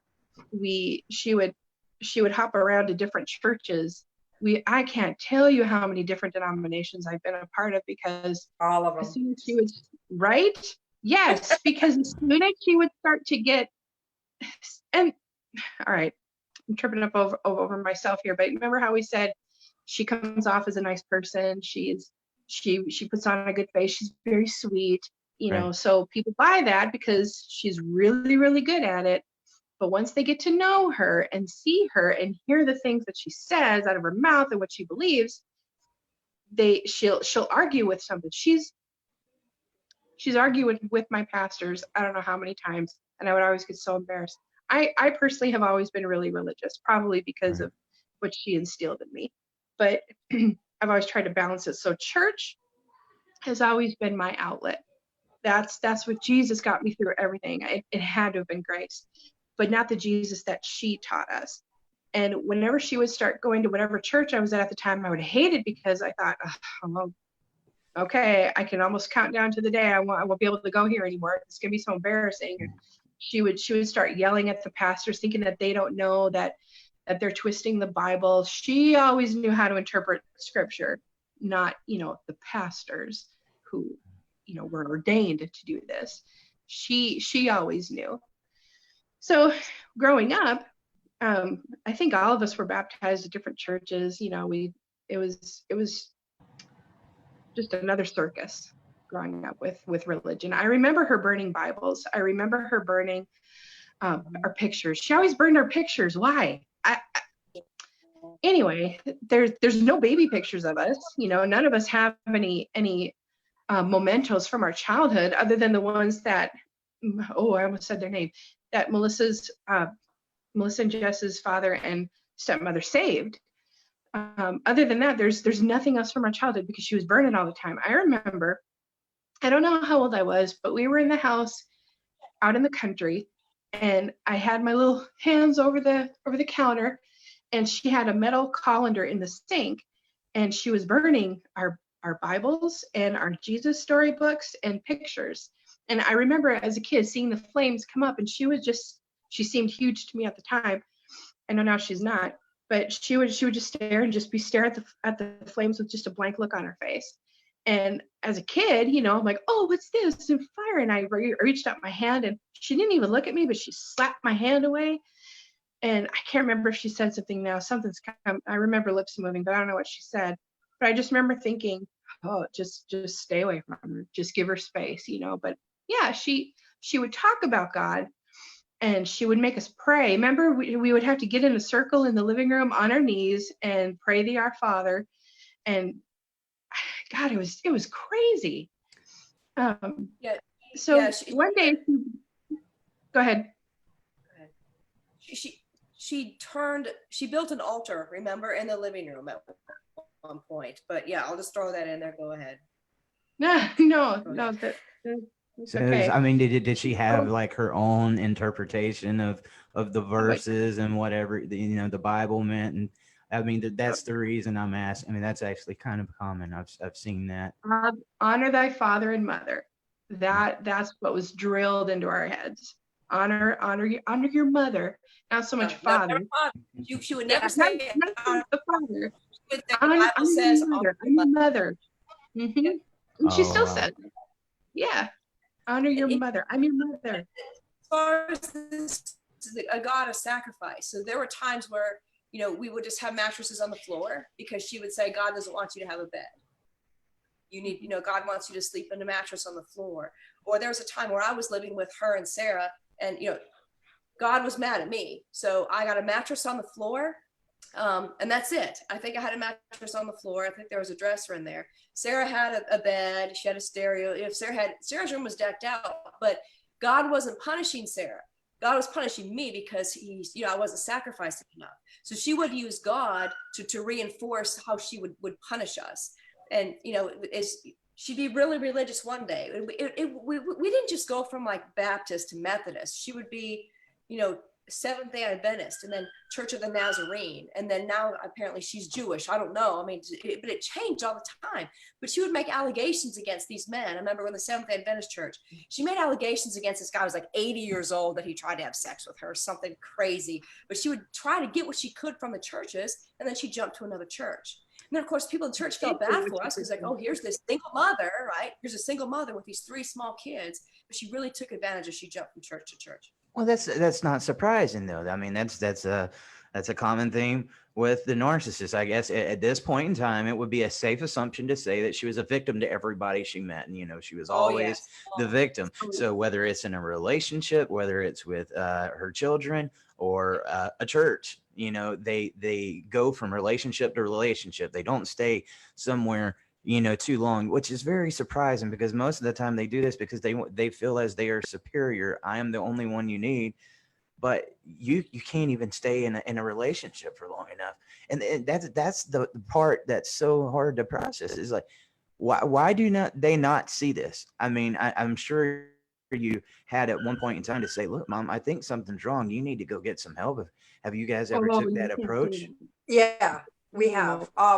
All three of us have told her that she needed, like when she'll reach out every once in a while and say she wants a relationship, and I told her, you need to start taking accountability, stop bashing everybody else, and get some counseling. All three of us have that to her. And I remember 3 or 4 times up where she would actually cry and say, oh my God, my babies, what have I done? But that was such a rare thing. And she would snap out of it. And then it's the devil, it's her stepmom to break up our family. It's always, she would, like I said, there's been 3 or 4 times for just a few minutes where she was lucid and then she would just shut it off. Right. She would get very angry if we suggested counseling. Oh yeah. She would get irate, and then she would, I know for me, if I would suggest it, she wouldn't talk to me. She wouldn't have anything to do with me. She's disowned me so many times after, growing up, just catering to her and taking care of her. But as soon as you said something that, why don't I even suggested family counseling, trying to appease her. No, like, why don't we go together and we'll work through all these hurts. You have to handle her a certain way. I can't come off as accusatory to her. So I would say things like, you have hurts, Mom. Why don't we go to family counseling and we'll work through them together?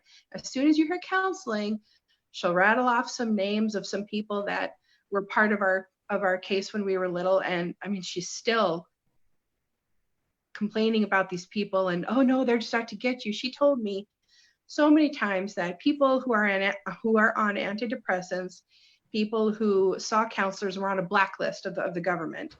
So growing up, and I started to develop serious mental issues.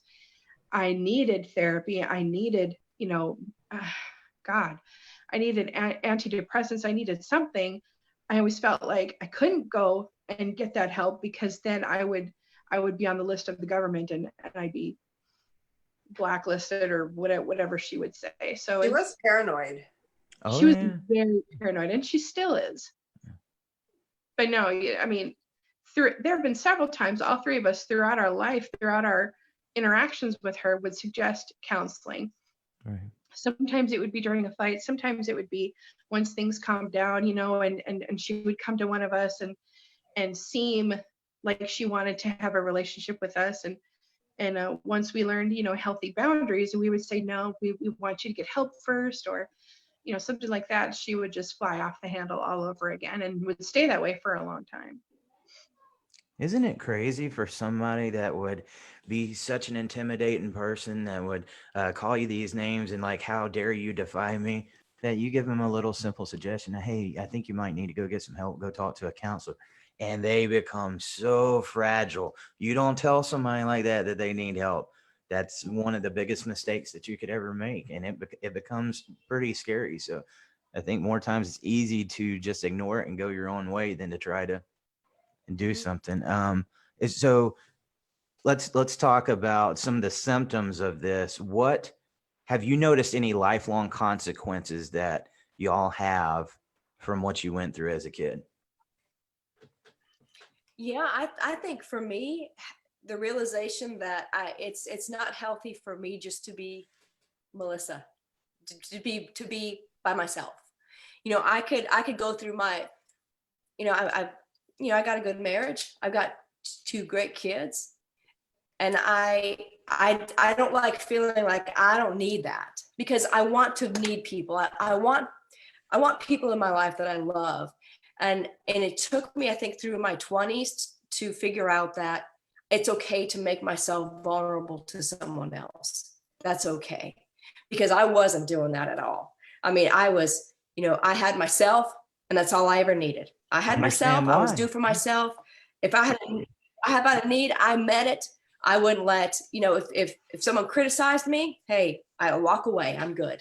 So it took me a long time, I think, to get to the point where I was comfortable being completely honest with people, with how I feel with it. And that's, if you think about it, it's making yourself vulnerable to someone, because it's not about how they react to you. It's about you being true to who you are. And that sounds really cliche, but there's no shame in how someone else treats you. There's only shame in how you respond.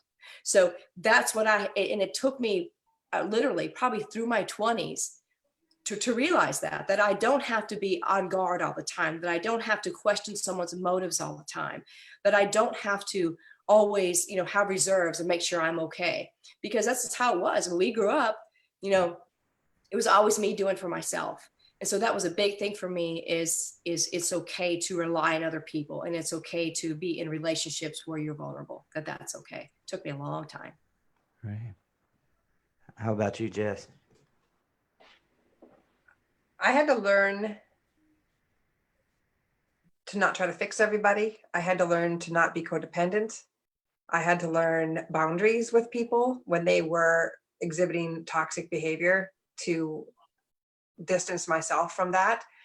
I still shut down, like when people are mean. I cannot stand mean people. Like I will be, and that's not unhealthy, I don't think, just to stay away from people that are mean. I don't like conflict. If I have to, I got it in me though, our trailer park comes out if it needs to. I mean, listen, I joke about that, but what helped me too is getting the master's degree in psychology, that I still have student loans on, but for me, that's a monthly payment to my therapy that I did on myself, basically, is how I look at it. And also Melissa actually, I felt growing up that I was the one that tried to take care of everybody, but she actually gave me strength, because I believed everything, and I was torn down so easy. And looking at her and seeing her sometimes laugh when I felt like crying, or she could just get, learning to have a different perspective on things and not be a victim, but to know that I'm empowered and self-love and all that. Did that answer it? Yeah. Okay. Absolutely. How about you, Sarah? Have you noticed anything that you do now, maybe that stemmed from your childhood? Oh, yeah, definitely. I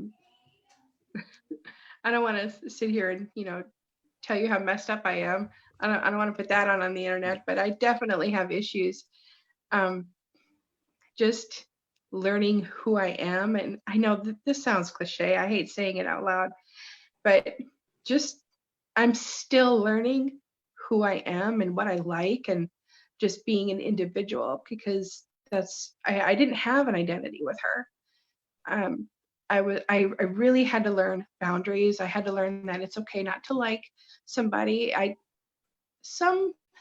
We moved around all the time, and I was just the kind of kid who kept to myself. I didn't make friends easily.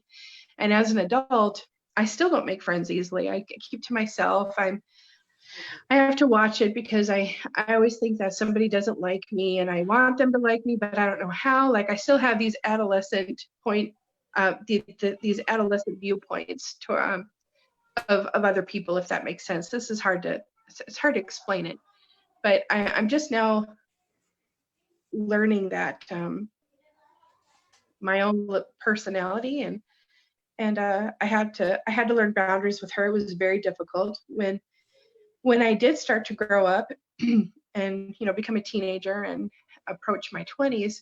I did try to be more independent from her. She did not like that, and as soon as I would do something for myself, or if I started listening to a different kind of music or get more involved in church, I started to make friends.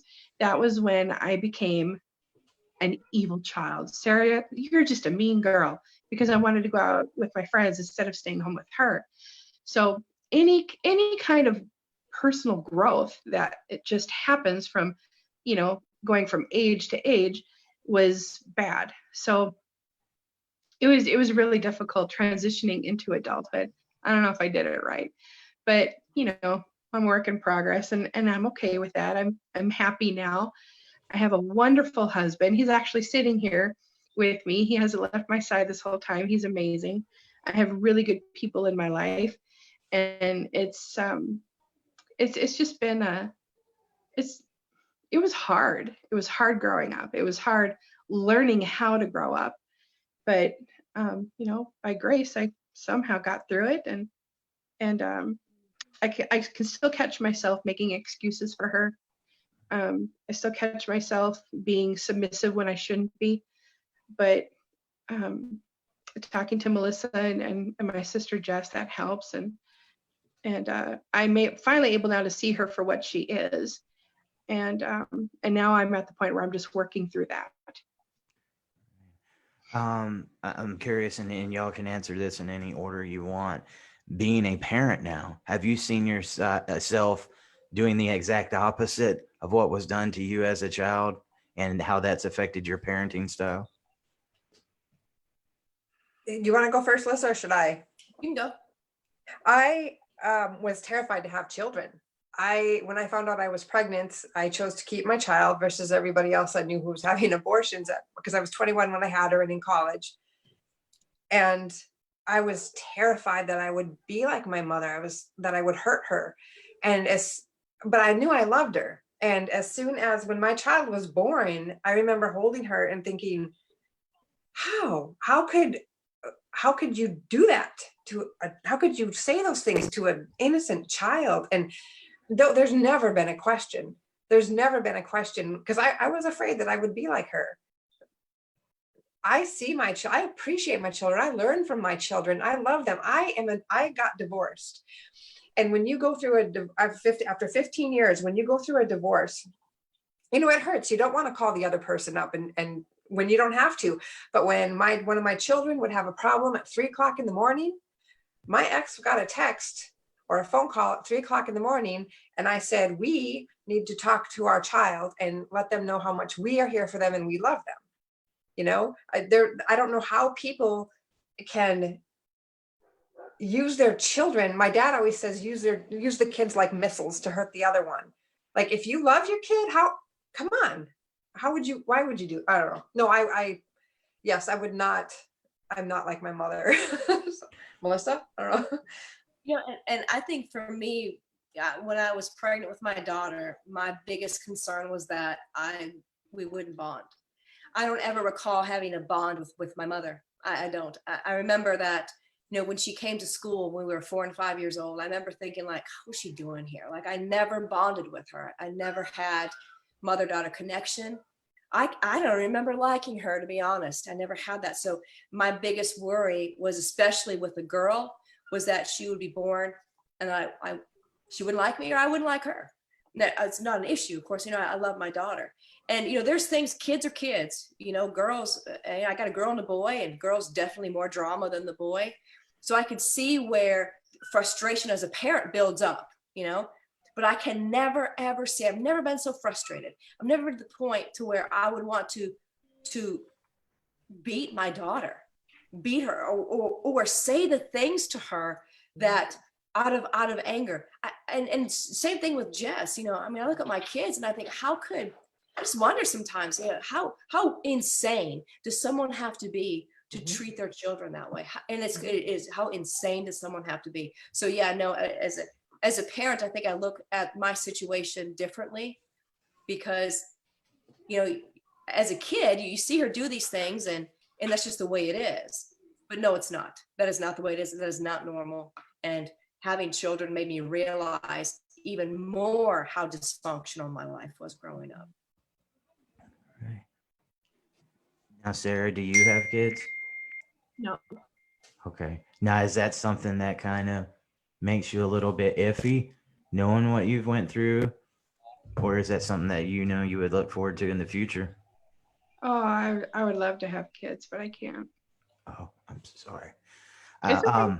I'm sorry about that. Let me ask you a very important question. What do you think your life would have been like, all three of you, had you been with your dad instead? Oh my gosh, our life would have been completely different. It would, everything we're talking about, you just do a 180, would have been different. I think we would have grown up, we would have seen a healthy relationship, first of all. My dad and his wife have a wonderful marriage, a wonderful, healthy relationship. We would have seen that on a daily basis.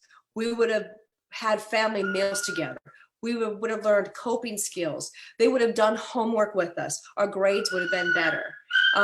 Our social relationships, our social skills would have been better. I think we wouldn't have trauma from being abused. We wouldn't have had that at all. It would have been completely different. Our lives would have been completely, we would have had a happy childhood, I'm convinced. Gotcha. If you could talk to somebody that's going through, there's a child out there that's going through what you went through as a child, what advice would you give to them? You know, I would say, I would tell them to find a support group. Now, with the internet, with social media, there are groups that you can find where there's people your same age going through the same thing that you're going through. You can find these people. Be more vocal at school. Now, in today's ages versus the 80s and 90s, they look for these things more. Go talk to someone, tell somebody. And if you're afraid about it getting back to your parent, tell them that as well. But find a support group, because it is I tell you what, going through this, especially when my sisters left, the world is a very lonely place when you're going through this and you're by yourself.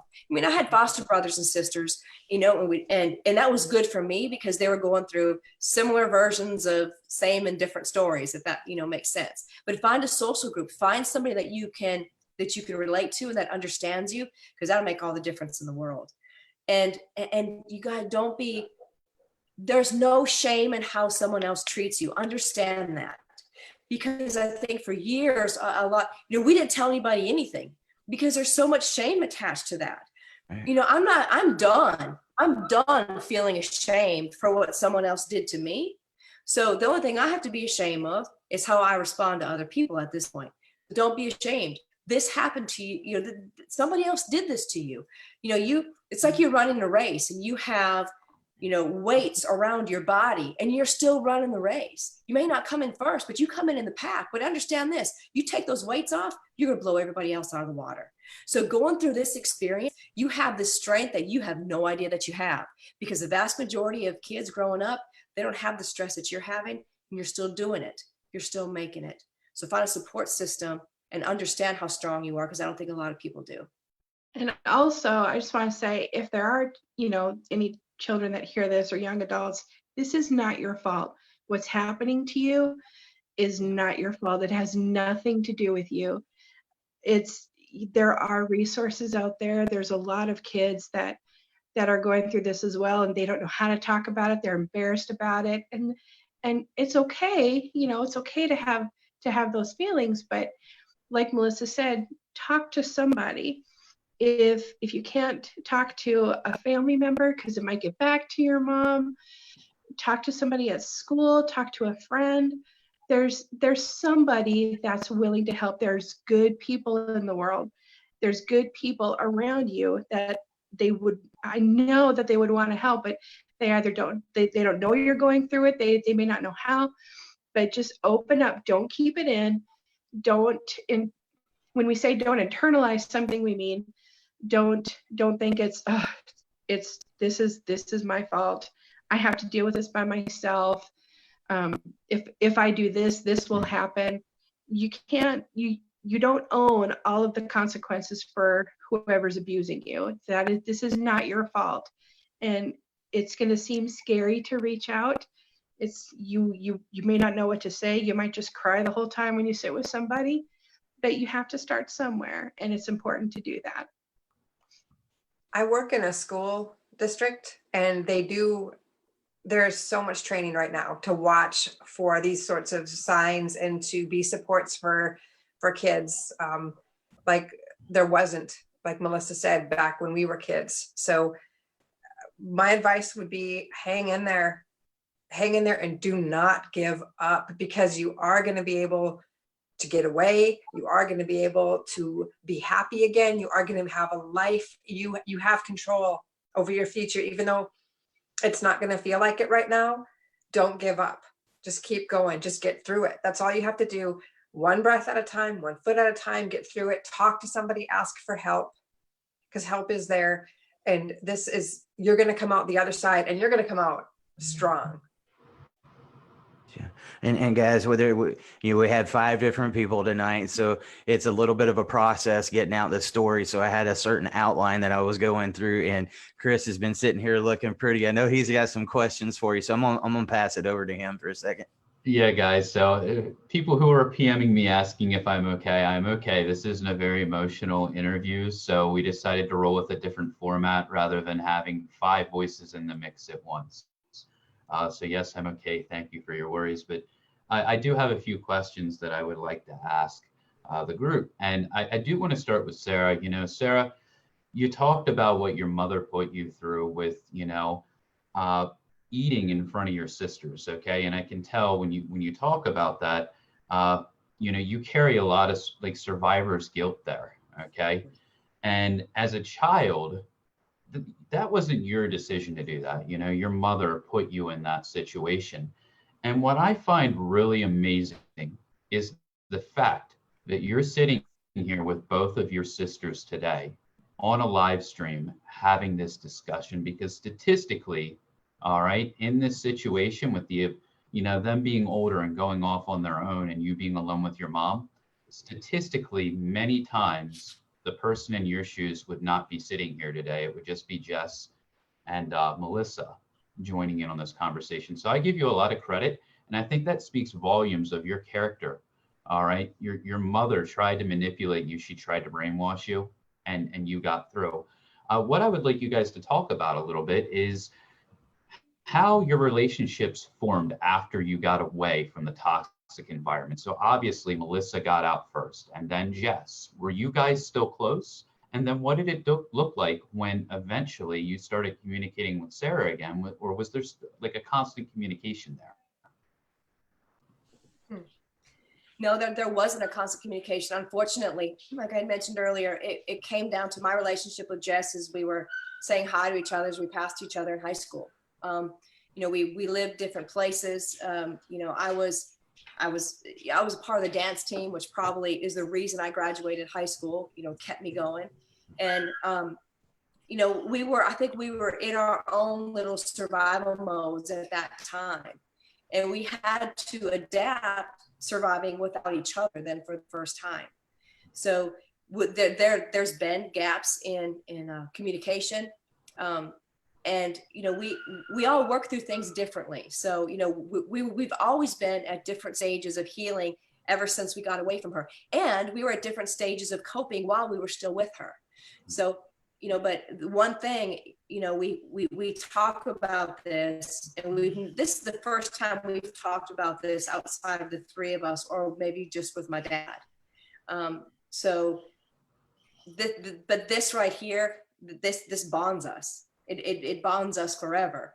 And so, we may not talk about it for a while or, at different places, but we always pick right back up, right here. As far as relationships, I would say for me, the most difficult part of relationships was actually being in them and being vulnerable. And that you think about it, it's in relationships with other people. That's how we heal. And sometimes the most difficult thing you can do in a relationship is be honest. That's the hardest part sometimes, because it's too easy not to be. It's too easy just to have self-preservation. So for me, at this stage in my life, I'm going to be honest, and to a fault probably. But for me, if I'm in a relationship with someone, I want them to know exactly how I feel. And I'm not, it's like I'm not going to be in superficial relationships. I keep a very small circle of friends. I trust very few people, probably because how I grew up. But then again, I work in this shady profession. I mean, divorce lawyers are like the catfish of, bottom feeders. So, so I keep I stay away from divorce lawyers largely, like professionally. But that's been my challenge is making myself vulnerable, because it's always been Melissa's got to take care of Melissa. Melissa's got to survive. So I've had to get out of that mode. Was it difficult for you guys? Like, did you initially have, like, maybe you and Jess, or the three of you, Jess and Sarah, have a point where you guys all got together and said, okay, we need to talk about this and we need to put everything on the table and discuss, this is really what happened to us? It was, but it wasn't right away, because when Sarah first got in contact with Jess, after not seeing us for 10 years, Sarah actually moved in with me. And I was at a completely different place in my life than Sarah was. Sarah was still programmed at that point. Sarah, are you okay with me talking about this? Me going there? I'll interrupt you if I need to. Okay. So, Sarah moved in with me, and even some of her mannerisms reminded me of my mother. Some of the things she said, she was still somewhat programmed that our mother was somewhat of a victim. And I was like, oh, heck no, she's not. Okay. So there was a lot of times where Sarah and I we disagreed, because we saw things from two completely the barrier. I think when Sarah first came back, Jess and I were on the same page, because Jess and I had been gone for a while. But when Sarah came back, I think it was difficult, but I think it was most difficult for her because she was completely isolated. I mean, Sarah, she had to sign her paychecks over to our mother. Sarah at 22 couldn't even afford, she worked full time, made money. She couldn't even leave the house because she had to give her paychecks over to our mother. She had her literally, she was trapped. So she came and lived with me, and it was probably more of an obstacle for her than it was for me, because we literally plucked her out of that environment and stuck her in a house with me, who she hadn't seen in nearly 10 years. And I had my views and I had my opinions, and I shared them freely with her. I bet she appreciated most of it. Some maybe she didn't appreciate most of it, but I think the journey here has really been longer. It's been longer for Sarah. That's just my personal opinion. I agree with that. When I was married when Sarah called me, and I remember talking to her and then calling Melissa and telling Sarah, come on down to where the state we were at. But I was glad. I wanted Sarah back in our life, but I was also very hesitant because I had a daughter at this time. I was married, pregnant, and I would see her, but I was like, she can go live with Melissa. And no offense, Sarah, but I just you get out of that situation. And you want to make sure, I wanted to make sure Sarah was safe and yeah.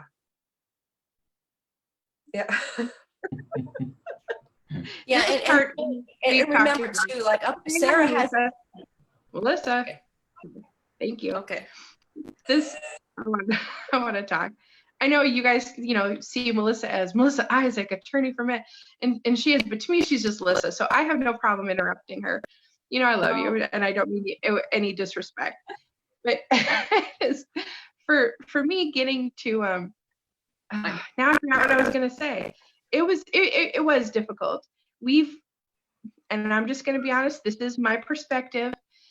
The three of us have never really gotten together and talked about it like this. Never. When Melissa approached us asking us if we wanted to be on this interview, I didn't know what to expect. I was like, oh, we're gonna have to talk about it. It's been a journey the past few weeks just preparing for this interview, at least for me. I'm not gonna speak for them, but at least for me.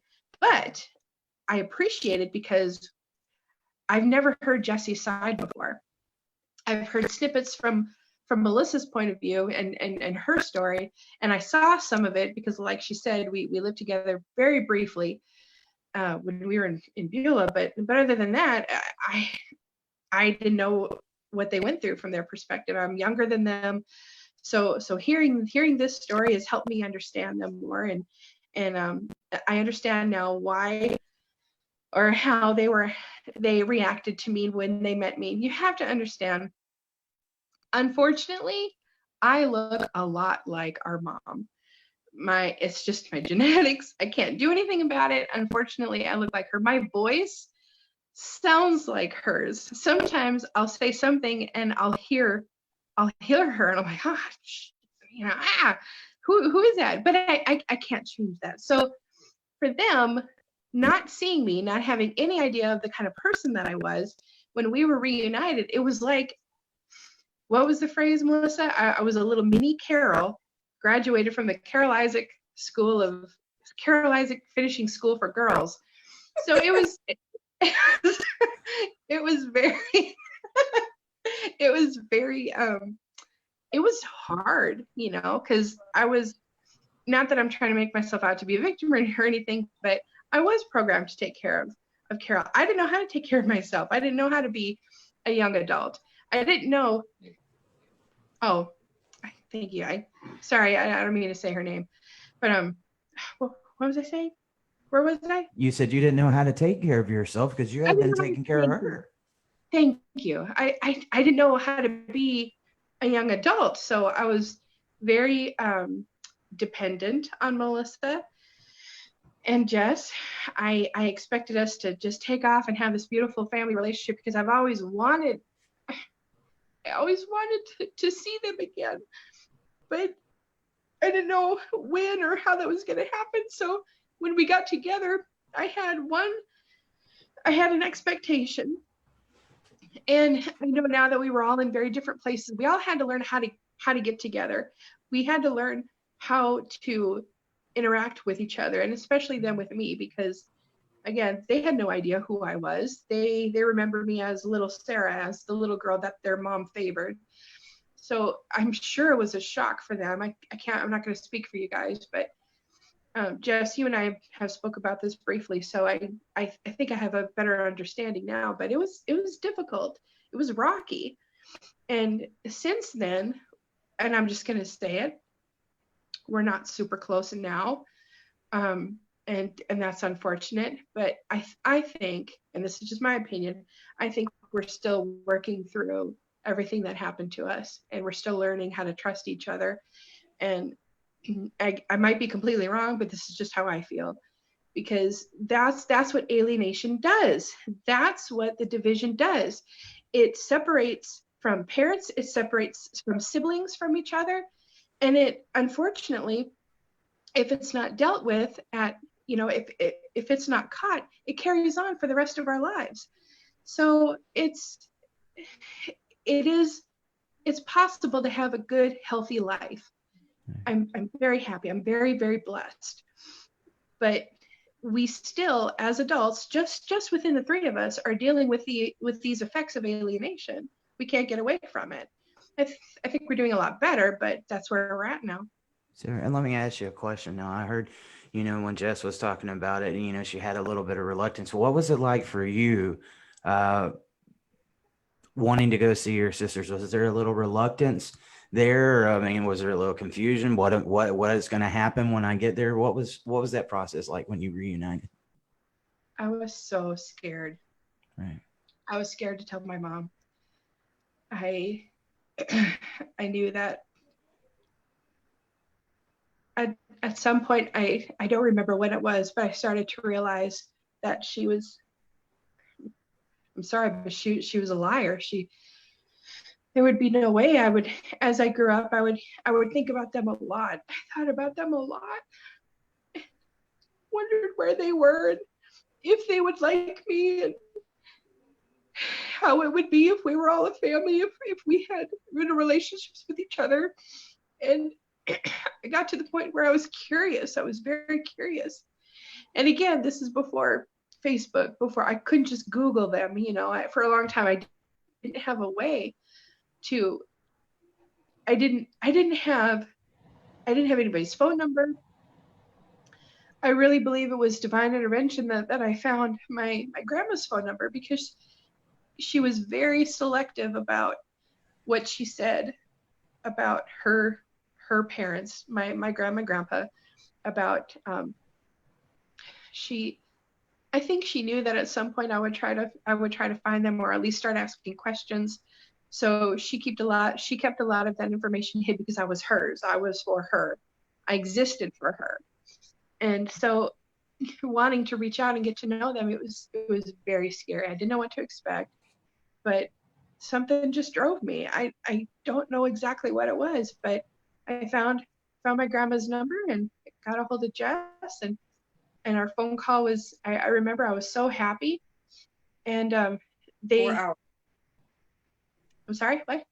4 hours. We were on the phone for 4 hours. I remember. Oh, I don't remember that. Oh, that's nice. And then they invited me to come up and to get away from Carol and live with them, and that was so scary. I was worried about my mom. I didn't know what was going to happen. I was basically going to leave everything that I knew, which was my mom, and go live with some strangers. So it was a learning process, but I'm happy it happened. Right. So curious. I know, all of this was because of the alienation, and that was a big step for you. You were stepping away from something, that you had a little bit of favor with that these two might not have. So before the reunification with your sisters, I mean, did that, with the way she treated Sarah, did that put resentment in you two Never. versus your sister? Never. Good. Gotcha. Never. And even if there would have been, that was what the alienation process would have done, because that's a parent that is just keeping all these people in turmoil with each other. That is the sick part about that. But I'm going to hand it back over to you, Chris. How it was when I talked to Sarah for 4 hours, and then when she came down, I was so happy she came down. But when I saw her in the car, part of me kind of panicked. Like, did I just invite my mother through her back into our lives, but never resented her, never. Always worried about her. Gotcha. So, my part of my hope for having this podcast was that in some way it would be therapeutic for you guys. And I know our community, I'm seeing the comments in the chat's been very touched by this. And I definitely, before I finish up my questions, I want to save the last one to kind of give something to our community, the people watching, from you guys, something positive from you guys to help them. But before I ask that question, I want to get one more hard one out of the way. And I'd like to start with Sarah, and then Jess, and then Melissa. Have you, and do you think you guys will ever forgive your mother for what she's done? I try to live my life by a certain set of beliefs, and I believe that forgiveness is necessary. Forgiveness isn't for the abuser. Forgiveness isn't for my mom. It's for me. So I can heal and move on. It's very difficult to live with resentment and regret. I don't know how she does it. Maybe that's why she's so crazy and bitter. I can't keep this unforgiveness in my heart, because it'll run me into the grave. So yes, I forgive her. I do. And I've been praying, and I think I'm reaching to a point where I can have more compassion for her, because I honestly don't think that, I don't see how she can be completely right. I think something's wrong. So for me, I believe in forgiveness. And once I accepted that, once I started to try to forgive her, it was difficult, and it would come and then it would go. But the more that I act in that forgiveness towards her, the better that I feel. So yes, I forgive her. And Jess? I forgave her a long time ago, because that was necessary for me to heal. And one of the techniques, I would journal, I'd let my anger out, why. But the thing that really helped was something called an empty chair technique that they teach you in when you go to the site. It's a psychological technique where you say everything you want to say to the person. You hurt me, you did this, why did you do it, or whatever. And then you answer as if you were that person. And when I put myself in her shoes, I found myself saying things like, I did the best that I could. And I was hurt too. And, you, like Sarah said, you have to kind of think about what would it take in your head to do and say those things? What kind of person do you have to be? Like, what would it take for you to be that person, to hurt these children and make false accusations against so many people and choose to be so miserable? Yeah, I forgave her. Yeah, absolutely. I feel sorry for her, actually. All right, Melissa? Yeah, I believe in forgiveness. It doesn't mean that you have to have that person back in your life. Mm-hmm. And I think for me, it was, of course, getting past how just the physical abuse that I endured as a child. That was easier for me to get over than it was the way that she tried to ruin relationships for me. She made allegations that, false allegations that my dad sexually molested us. I mean, that uncles did. I mean, she was really the queen of false allegations as we were growing up. So, and I think for me, I took very much, especially my teenagers, I took a very defensive posture of my dad, and to where I felt like, okay, I have a voice, and I felt like I was the one that had to, when it came to my dad, at least I was very, very defensive of him. I don't know how else to say that with social workers or whatever the case with the court. I'm very defensive of him to her face, to others. So, but she put us in such precarious situations. I mean, she robbed us of our childhood. I'm just say that. I think that's, and what more horrible thing could you do as a parent than rob your children of their childhood in those important relationships?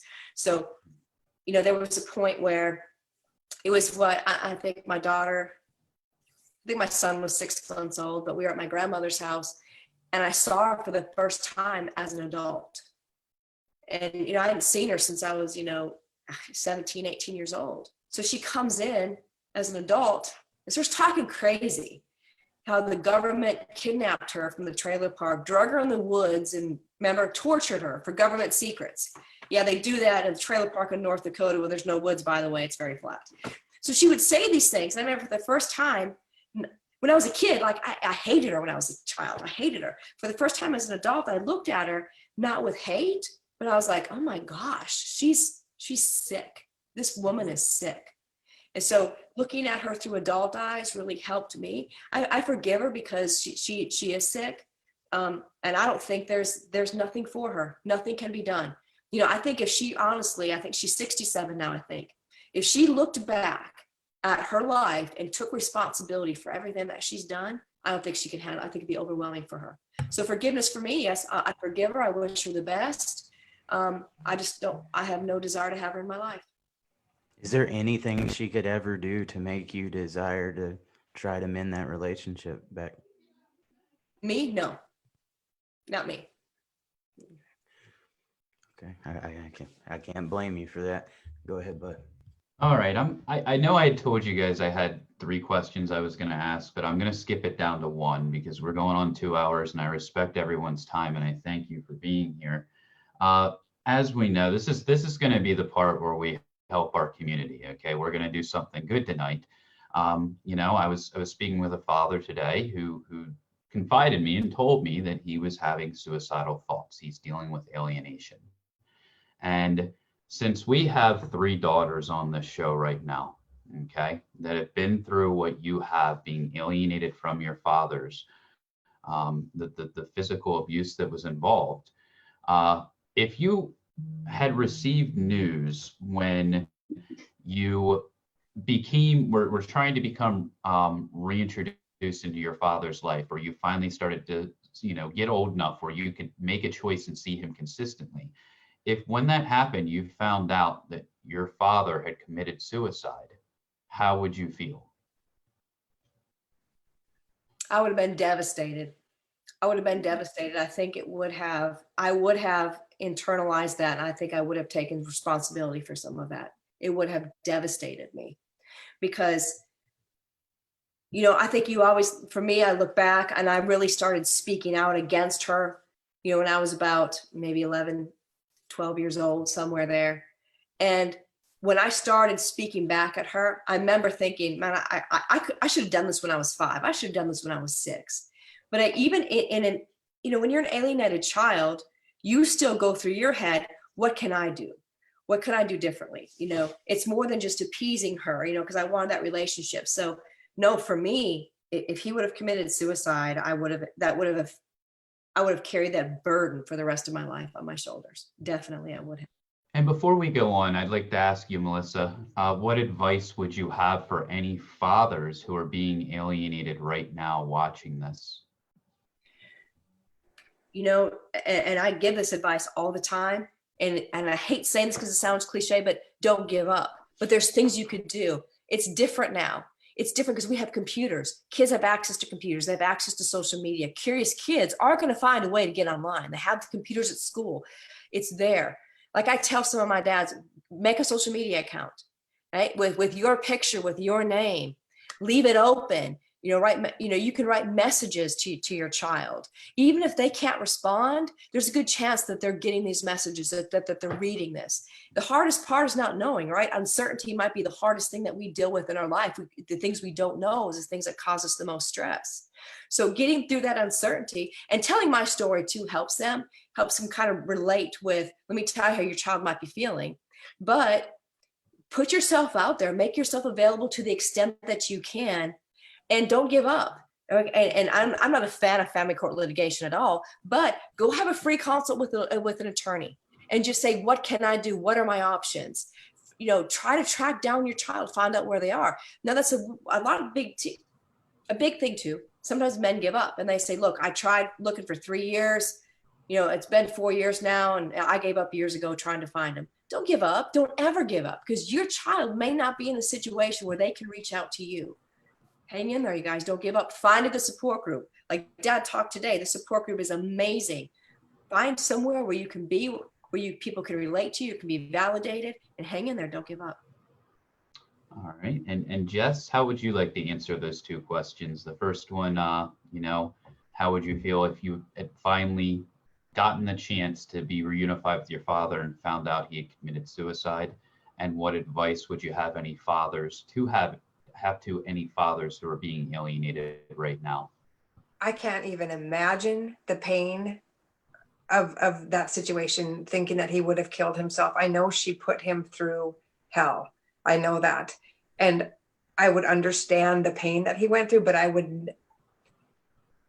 can't even imagine that. I didn't have a lot of contact with him, like I said, until I turned 15. But even then, the little bits of advice I would get, they carried so much weight. The time that I did have with him, I don't even think that I can put myself in the space to answer that question. It's a horrible thing to even consider.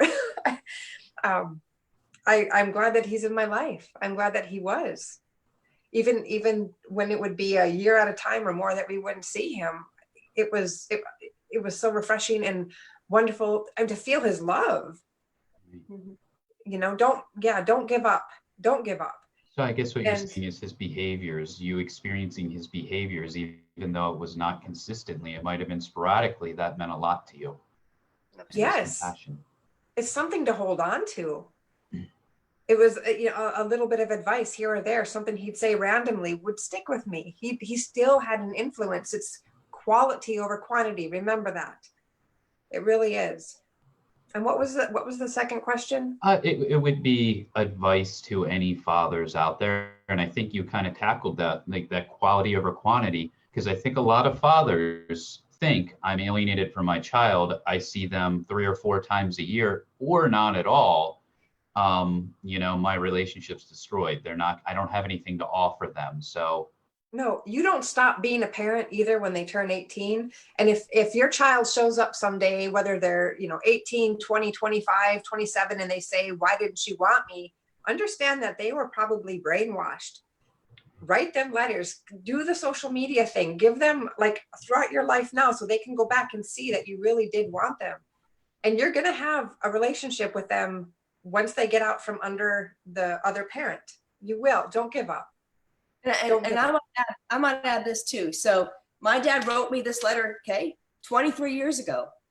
And I have it. It's in my jewelry box. So if you don't think that things like this mean anything, you guys, why do I have this 23 years later? Because it meant something to me. This acknowledgement here, I'm not going to read the whole letter, but he said, you've done well and I'm proud of you. I wasn't doing, looking back, I was doing very well for the situation I was in, right? And the acknowledgement here that I know you feel awkward around me and I also feel awkward around you. That acknowledgement was huge to me. Like, yes, but he was saying, I want a relationship. At this point, you guys, he wrote me that letter. He didn't know. He didn't know where I stood. So this thing right here, this means a lot to me. Obviously, I still have it. You have no idea how far the little things you do are going to go with your alienated child. It's going to go a long way. Powerful. And Sarah, I want to give you an opportunity to answer those questions as well. How would you feel if you'd found out that your father had killed himself? And what advice do you have for any alienated parents who are struggling because they don't get to see their children? Thank you for asking this question. I think Melissa nailed it on the head. The first word that came to my mind is I would be devastated. And I didn't even know him. I didn't meet my dad till I was 26. I didn't care what my mom said about him. Whether he liked me or not, whether he was a good person or not, there was a part of me that was not complete. I needed him. And, you may not see your child now, but this is now, and I know it's hard.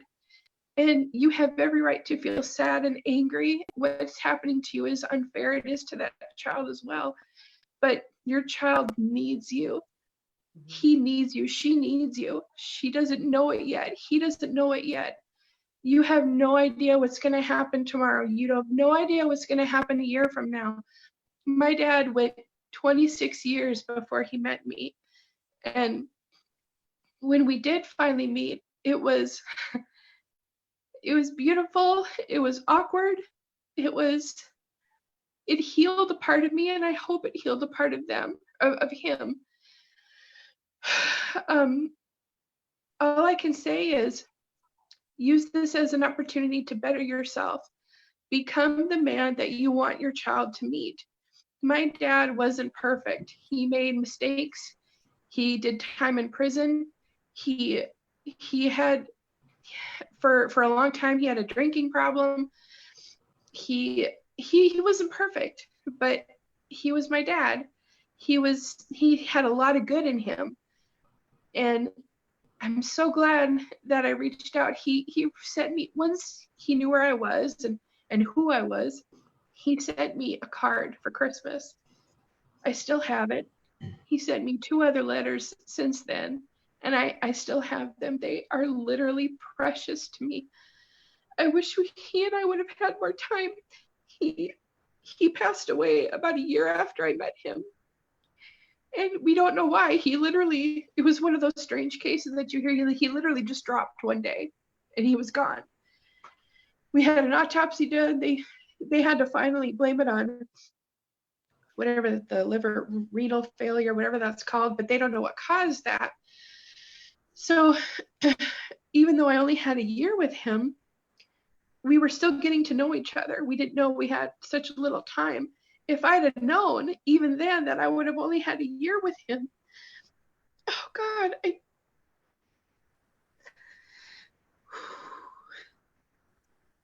sorry, hang on. I want to finish this, hang on.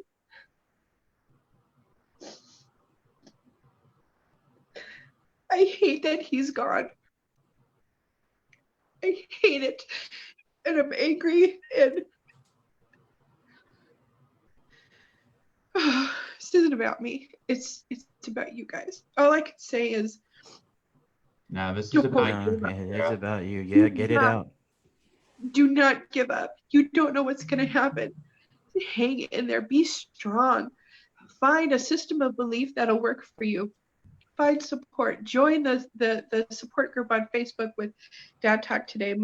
Melissa told me about that Facebook group, and I joined it, and I can't imagine how much hurt that you guys are going through.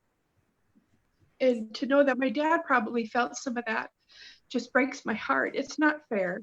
It's not fair to either one of you. But the situation that you're in now isn't always going to stay this way. It's possible to be happy. You want to be healthy and fit and ready to receive your child when they come to you, because they will. Like my sister said, you know, this is the age of social media. It's not difficult to find somebody. They're programmed right now, but it's not going to last. It can't last. When something's that extreme, when the lies are that obvious, it's going to come out. So just get prepared. Take care of yourself now. Take care of your body, exercise, take up a hobby, do something to occupy your time and make yourself happy now while you're waiting for your child. Because, and you know what, guys, worst case, if it doesn't happen, they're going to find some trace that you left that you wanted them. And that means everything. If I had any idea that my dad wanted me, it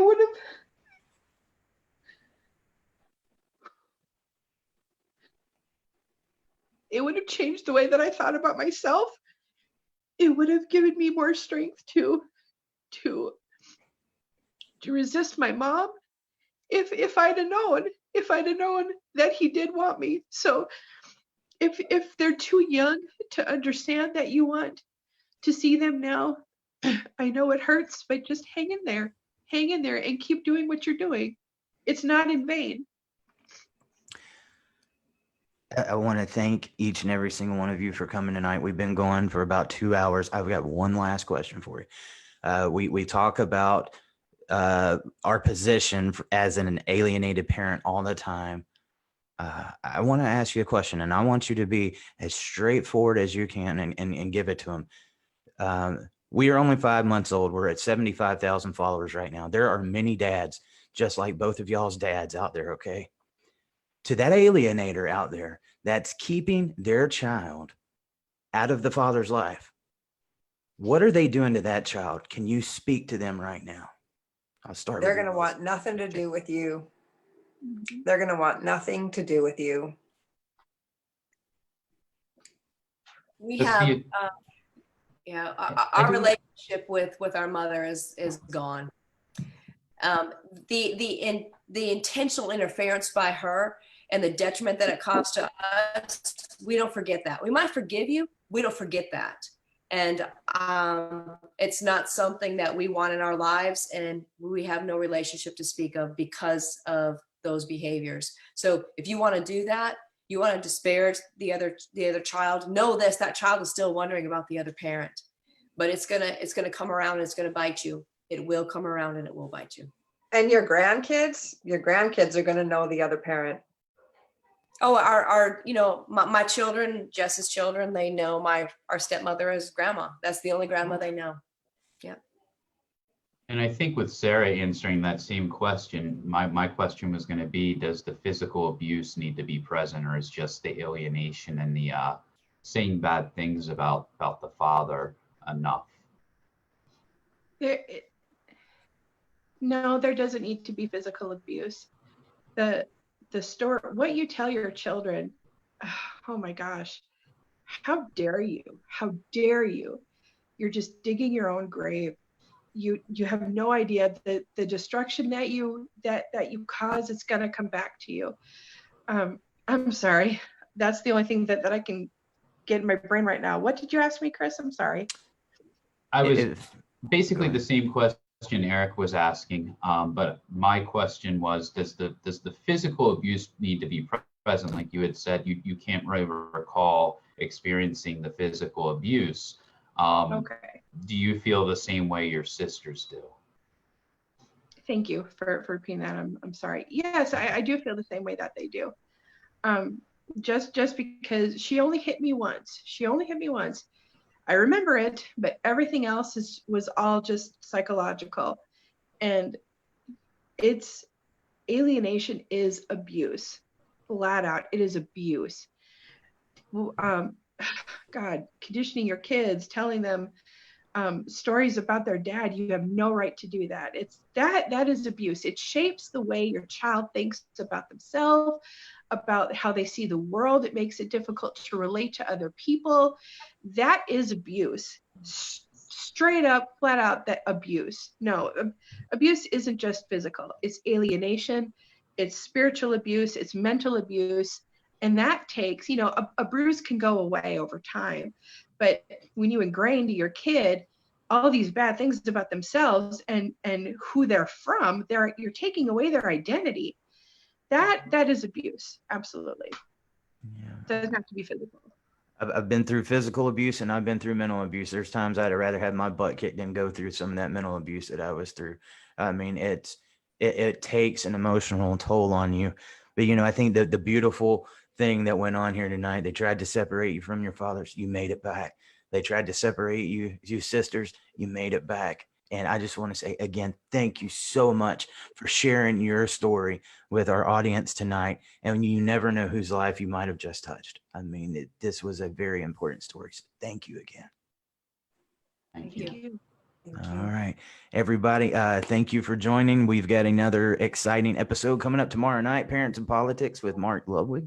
And hopefully we will see these sisters again later on down the road. See you guys. Thank you. Thank you.